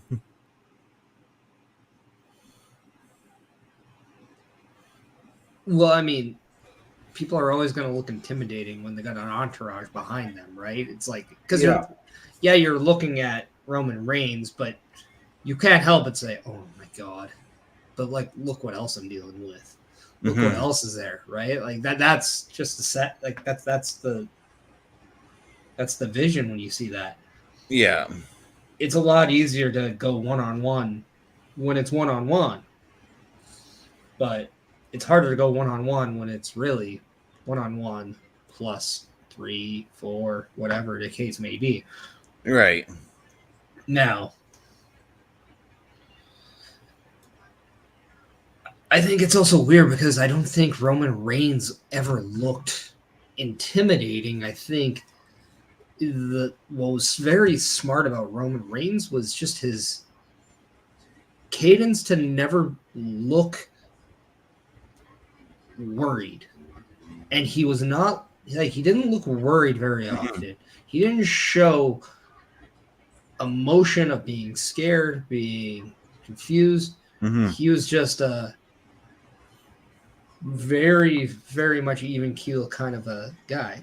And his cadence was very, very unmatched. And that's what created the aura of Roman Reigns. Yeah, he always had this look like, I got you, but you don't know it yet. Yeah. Yeah. And that's almost a scarier thing. It's like, you go back to Broken Dreams, the old Drew McIntyre thing. It's like you never hear the shot that takes you down. Mhm. Roman Reigns is taking the role of the shot that you don't know that's going to take you down. Yep. Yeah. And that's the thing. And that's, in a way, that's what I like. But I kind of want Roman Reigns to act more as like a hitman in a way. Right. Mhm. Like kind of like a Jason Bourne type of hitman. Like when it's like it doesn't matter like who's with me. What's dangerous is what I am. Mhm. Because if by chance you can do something, you won't be able to do it with all this. But in order to beat me, you have to be perfect. Yeah. And I think that's that's something I took away a lot during his title reign was, yeah, he used a lot of outside interference a lot, but you had to be perfect to stand a chance. Not just beat him, stand a chance. And that is why it made it so amazing, because he now brought back it doesn't, you don't always have to be better. You didn't have to always be on your A game. You had to make sure that everything worked in your favor, because he made it his mission statement to Mhm. always have it in his favor.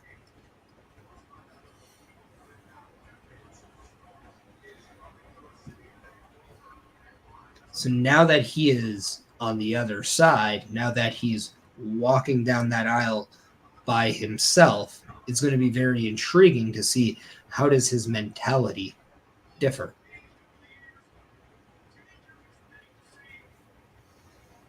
And we're about to find that out, I believe. We are. We are.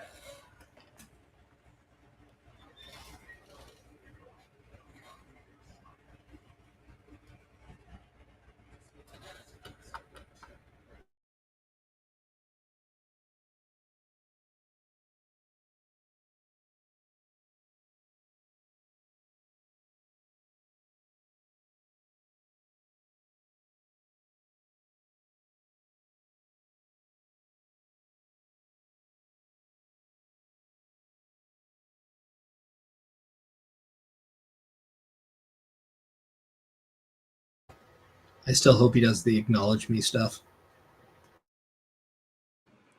Yeah, he's already got the crowd eating out of the palm of his hand by doing that.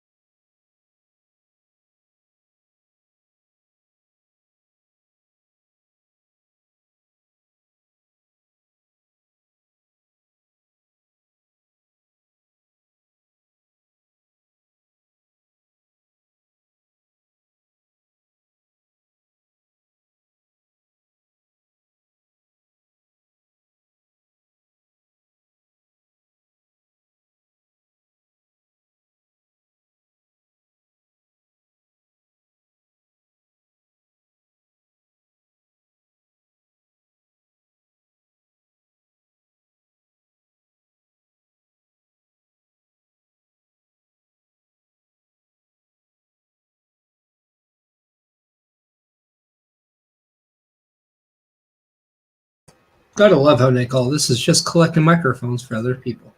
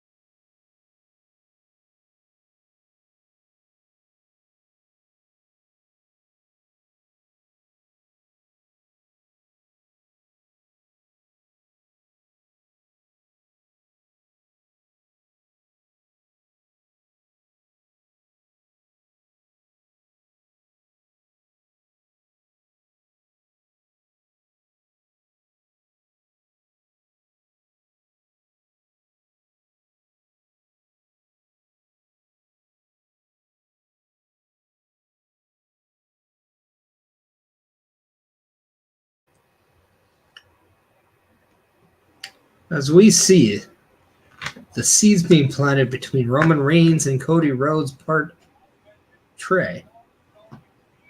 We get Solo and Jacob Fatu to interrupt. So if we do get a Roman Solo or a Roman Cody part 3, where do you put that? Where do you put that match? Royal Rumble? I think I'd be all right with that.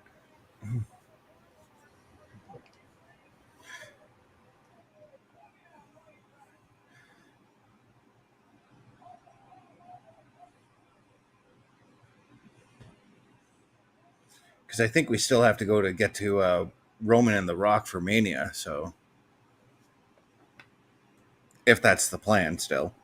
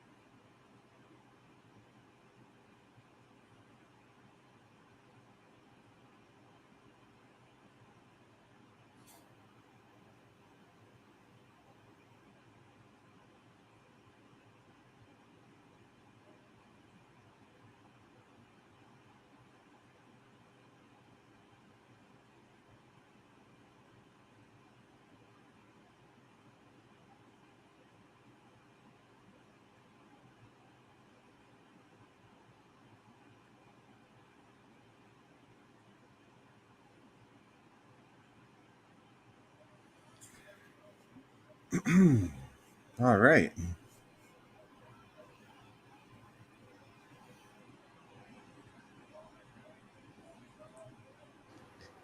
The imagery. Amazing. Mm-hmm.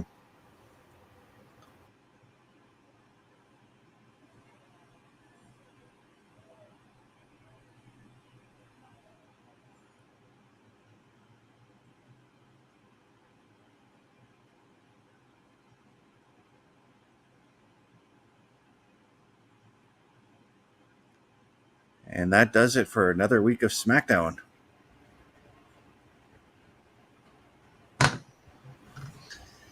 Did you see how on the credits, yes, they do kind of the whole SmackDown logo. Did you see that they had executive producer Paul Levesque and Lee Fitting? Yes. I thought that was kind of cool and a little bit of a throwback to old school WCW pay-per-views when they used to credit everybody who was on the staff, essentially. Yep. But love how the interaction between Cody and Roman was only addressed when Roman said, "This is my ring, this is my WWE." And of course, the Undisputed Universal Champion, Cody Rhodes, then comes out and says, "It was, but it hasn't since WrestleMania." Yep. And then the closing was Roman Reigns handing the contract to Cody. Very fitting to how Roman Reigns was always used to being handed things when he was champion. Now that he is not, he wasn't the last one. He was Right. the final piece of the puzzle, right? I just thought it was very fitting. One, it also shows how important that championship is, the power it puts, the importance it gives you, but also to show how much not being champion still eats away at Roman Reigns. Right. You asked earlier, where do you go for Cody and Roman for part 3? And I'm going to do it the same way they did it last year. You do Cody Roman night 1 of Mania, and then the winner faces The Rock on night 2. I don't know if I put, but here's the thing though too. What happens if somebody from SmackDown wins the Royal Rumble? This is true. And that person isn't Randy Orton, Cody Rhodes. Because let's face it, we don't know if Cody Rhodes is still champion by WrestleMania.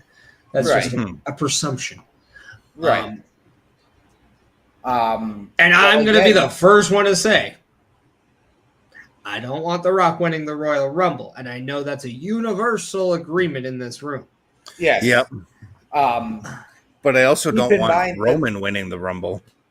Keep in mind that the winner of the Rumble can choose whichever champion they want. Yeah. But again, that's also now an assumption that they're going to choose Raw no matter what. Mm-hmm. Right. That might not be the case. You may just want to go up against Cody Rhodes or Roman Reigns or whoever the Universal WWE Champion is. You may want that title instead of the World Heavyweight. I think the reason why I flat out would put that at the Royal Rumble if I'm choosing it is to allow other people to be the focal point of the Rumble match. Right. And that is going to be.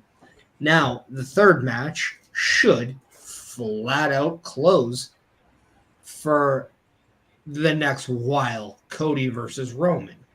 Mm-hmm. Now, I personally would then use that match as my rationale for The Rock to cost Roman.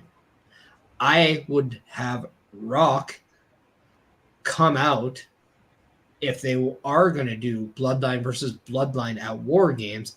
I'd have Rock come out, not be a part of it. I would let the match be 4-on-4, 5-on-5. I would have The Rock align with Solo at the end of the show to leave us all in confusion, only to see what happens next would be that Royal Rumble appearance. Right. Yeah. Because I think this is the time you do Rock and Roman at WrestleMania. I think it's how many more times are you going to have the crack at it? Yeah. This is pretty much, I would think, the last one. Yeah. You would think, I don't know, but like it's one of those things where it was so close for last year. In fact, it at one point was pegged last year. Yep. And I mean, I'm going to throw another name in there too, because do we get Cena Rock 3 at Mania? No. And again, No. I hope not. Cena's another one I don't want winning the Rumble. No, I'd rather have John Cena win the Elimination Chamber than the Royal Rumble. If I'm putting John Cena in that place. But I personally would. I still like John Cena versus Braun Breaker for the IC title at WrestleMania. Yeah. I want to see John Cena be the guy that beats Braun Breaker for the IC title at WrestleMania. And then I'd have John Cena at the next PLE be the guy that puts it back on Braun Breaker, only for John Cena's final quest is to chase number 17. Right. Yeah. But I do think John Cena for a brief time as Intercontinental Champion, I'm down for it. Especially if he does the Intercontinental Open Challenge. That'd be awesome.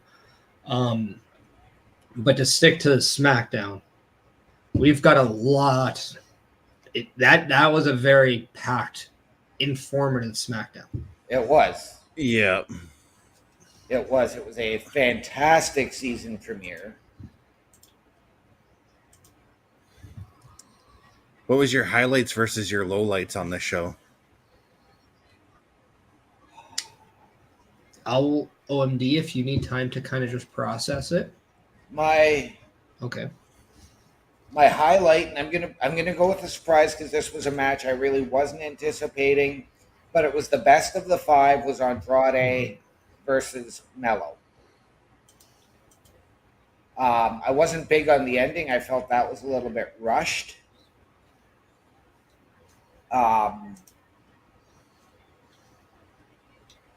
My low light was in everything that we were hyped up to anticipate. There was no real earth-shattering kaboom that happened again tonight. Now, did you need that though? Or is it okay? Let me rephrase that question. Was that something you were hoping for?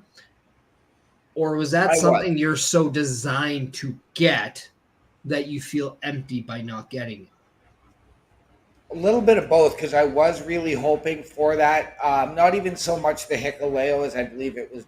I can't remember which one of you alluded to it, but maybe a Heyman return, a Jimmy Uso return to take that spot for Cody to not have to do the bloodline thing at that point.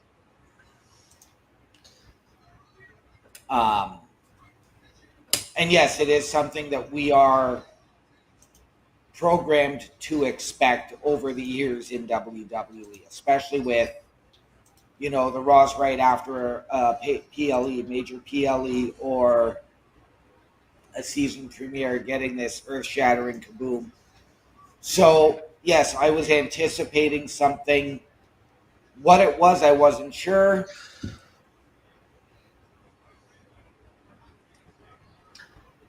See, I think this is something we can get used to now on these season premieres. I think unless something really fits the bill, they'll just give you something really to look forward to. I didn't think we really needed a surprise per se, but we are getting Roman Reigns' first match since WrestleMania.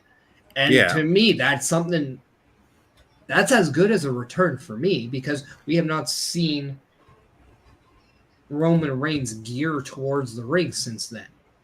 Right. So really, Roman Reigns. I mean, it could be considered the earth-shattering kaboom, this Roman and Cody teaming up.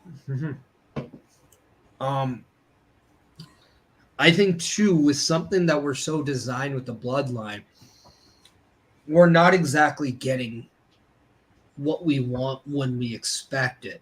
Right. And there's always a rhyme to the reason. So Cody and Roman is probably leading us towards something larger. And my guess is the fact that at Bad Blood, we see Solo and Jacob Fatu probably coming out on top because of the numbers. And now the story, pun intended, is who are the people that could help Cody and Roman. And I think Cody is a very fitting piece because Cody is that connecting part to guys like Jey Uso, like Sami Zayn, to come back to Roman, who has wronged both of them in the past. Cody is that trust of goodwill that would bring them back into the fold to see a change or perhaps something of difference in Roman that they didn't or aren't looking at right now. And let's not forget all the other problems that the Bloodline has, i.e. DIY, the Street Profits, and now Nathan Frazier and Axiom. Yeah, to a lesser degree. Do we really see Nathan Frazier and Axiom be a Bloodline concern? No. The other thing, though, that is starting to irk me that I've really noticed tonight is just how much, even though they're the tag champs, how much Tama Tonga and Tongaloa have become the cannon fodder of the Bloodline, being thrown to the wolves, and they're the ones taking the beating all the time. I mean, the Usos kind of were the same thing. Yeah. See, I didn't notice it as much with the Usos. You didn't because you saw the Usos stand on their own feet a lot more. And I think over time, like, that kind of took away from it. But they didn't exactly have Solo taking roughshod after roughshod a lot. In fact, they protected him a lot more over the Usos. So if anybody was going to get one up on the Bloodline, it usually was against Jay or Jimmy at the time. Yeah.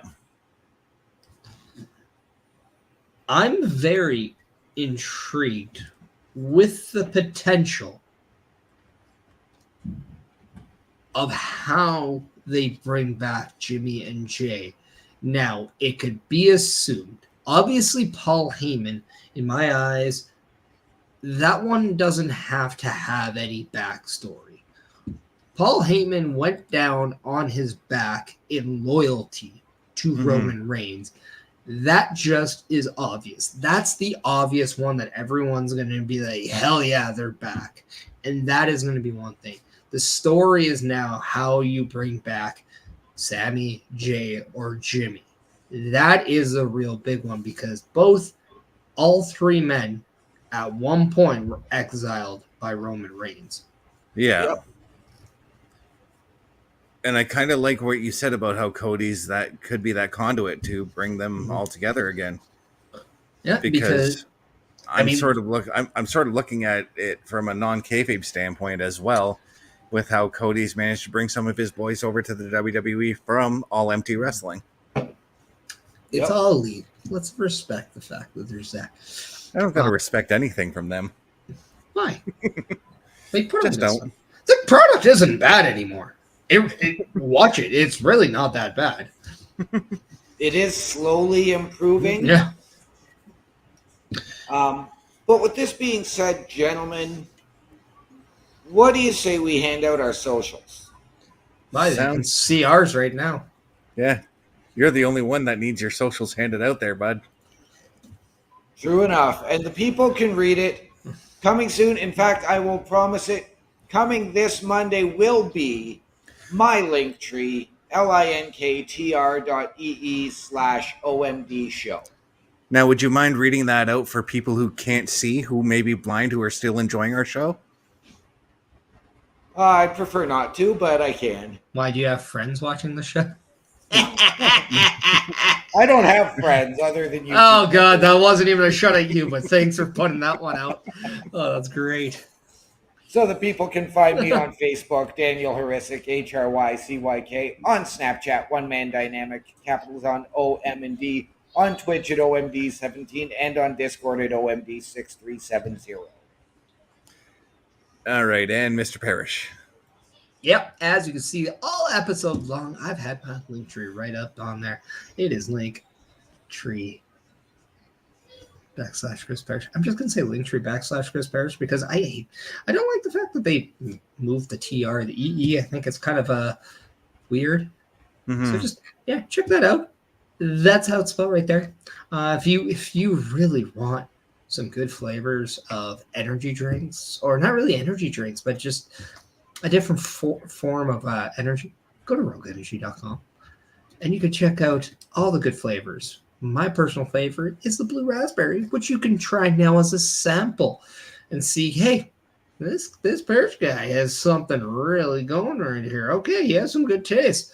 But just make sure that when you do purchase anything, you can save a little bit of money. And who doesn't like to save a little bit of money? Times are tough, bills are high, and guess what? Everything is just more expensive. Just use the promo code PARISH, PERISH, at checkout. You can save that 10%. Why? Because I care. That's why. All right. And you can find all my socials at linktree/Chris_best83. And for all of our your entertainment needs for Turnbuckle Studios, you can find all our shows at this following commercial here.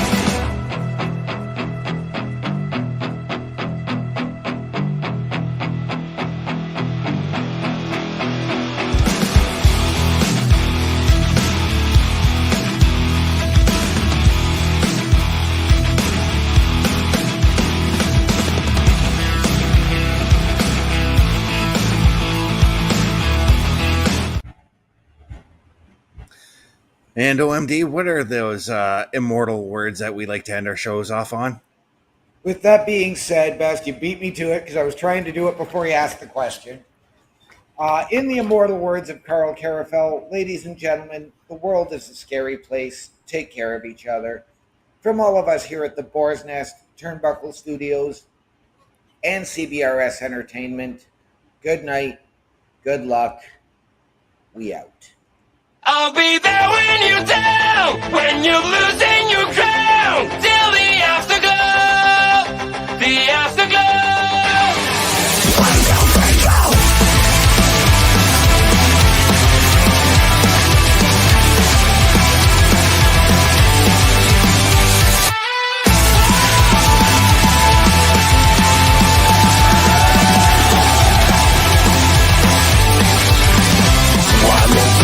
Fading away, you look so great when you gotta shine. One more part of you is gone now, as you keep smiling at the crowd. Pressure is your best enemy, spotlights show what I wanna see. Sometimes it feels like you're under attack, you're just getting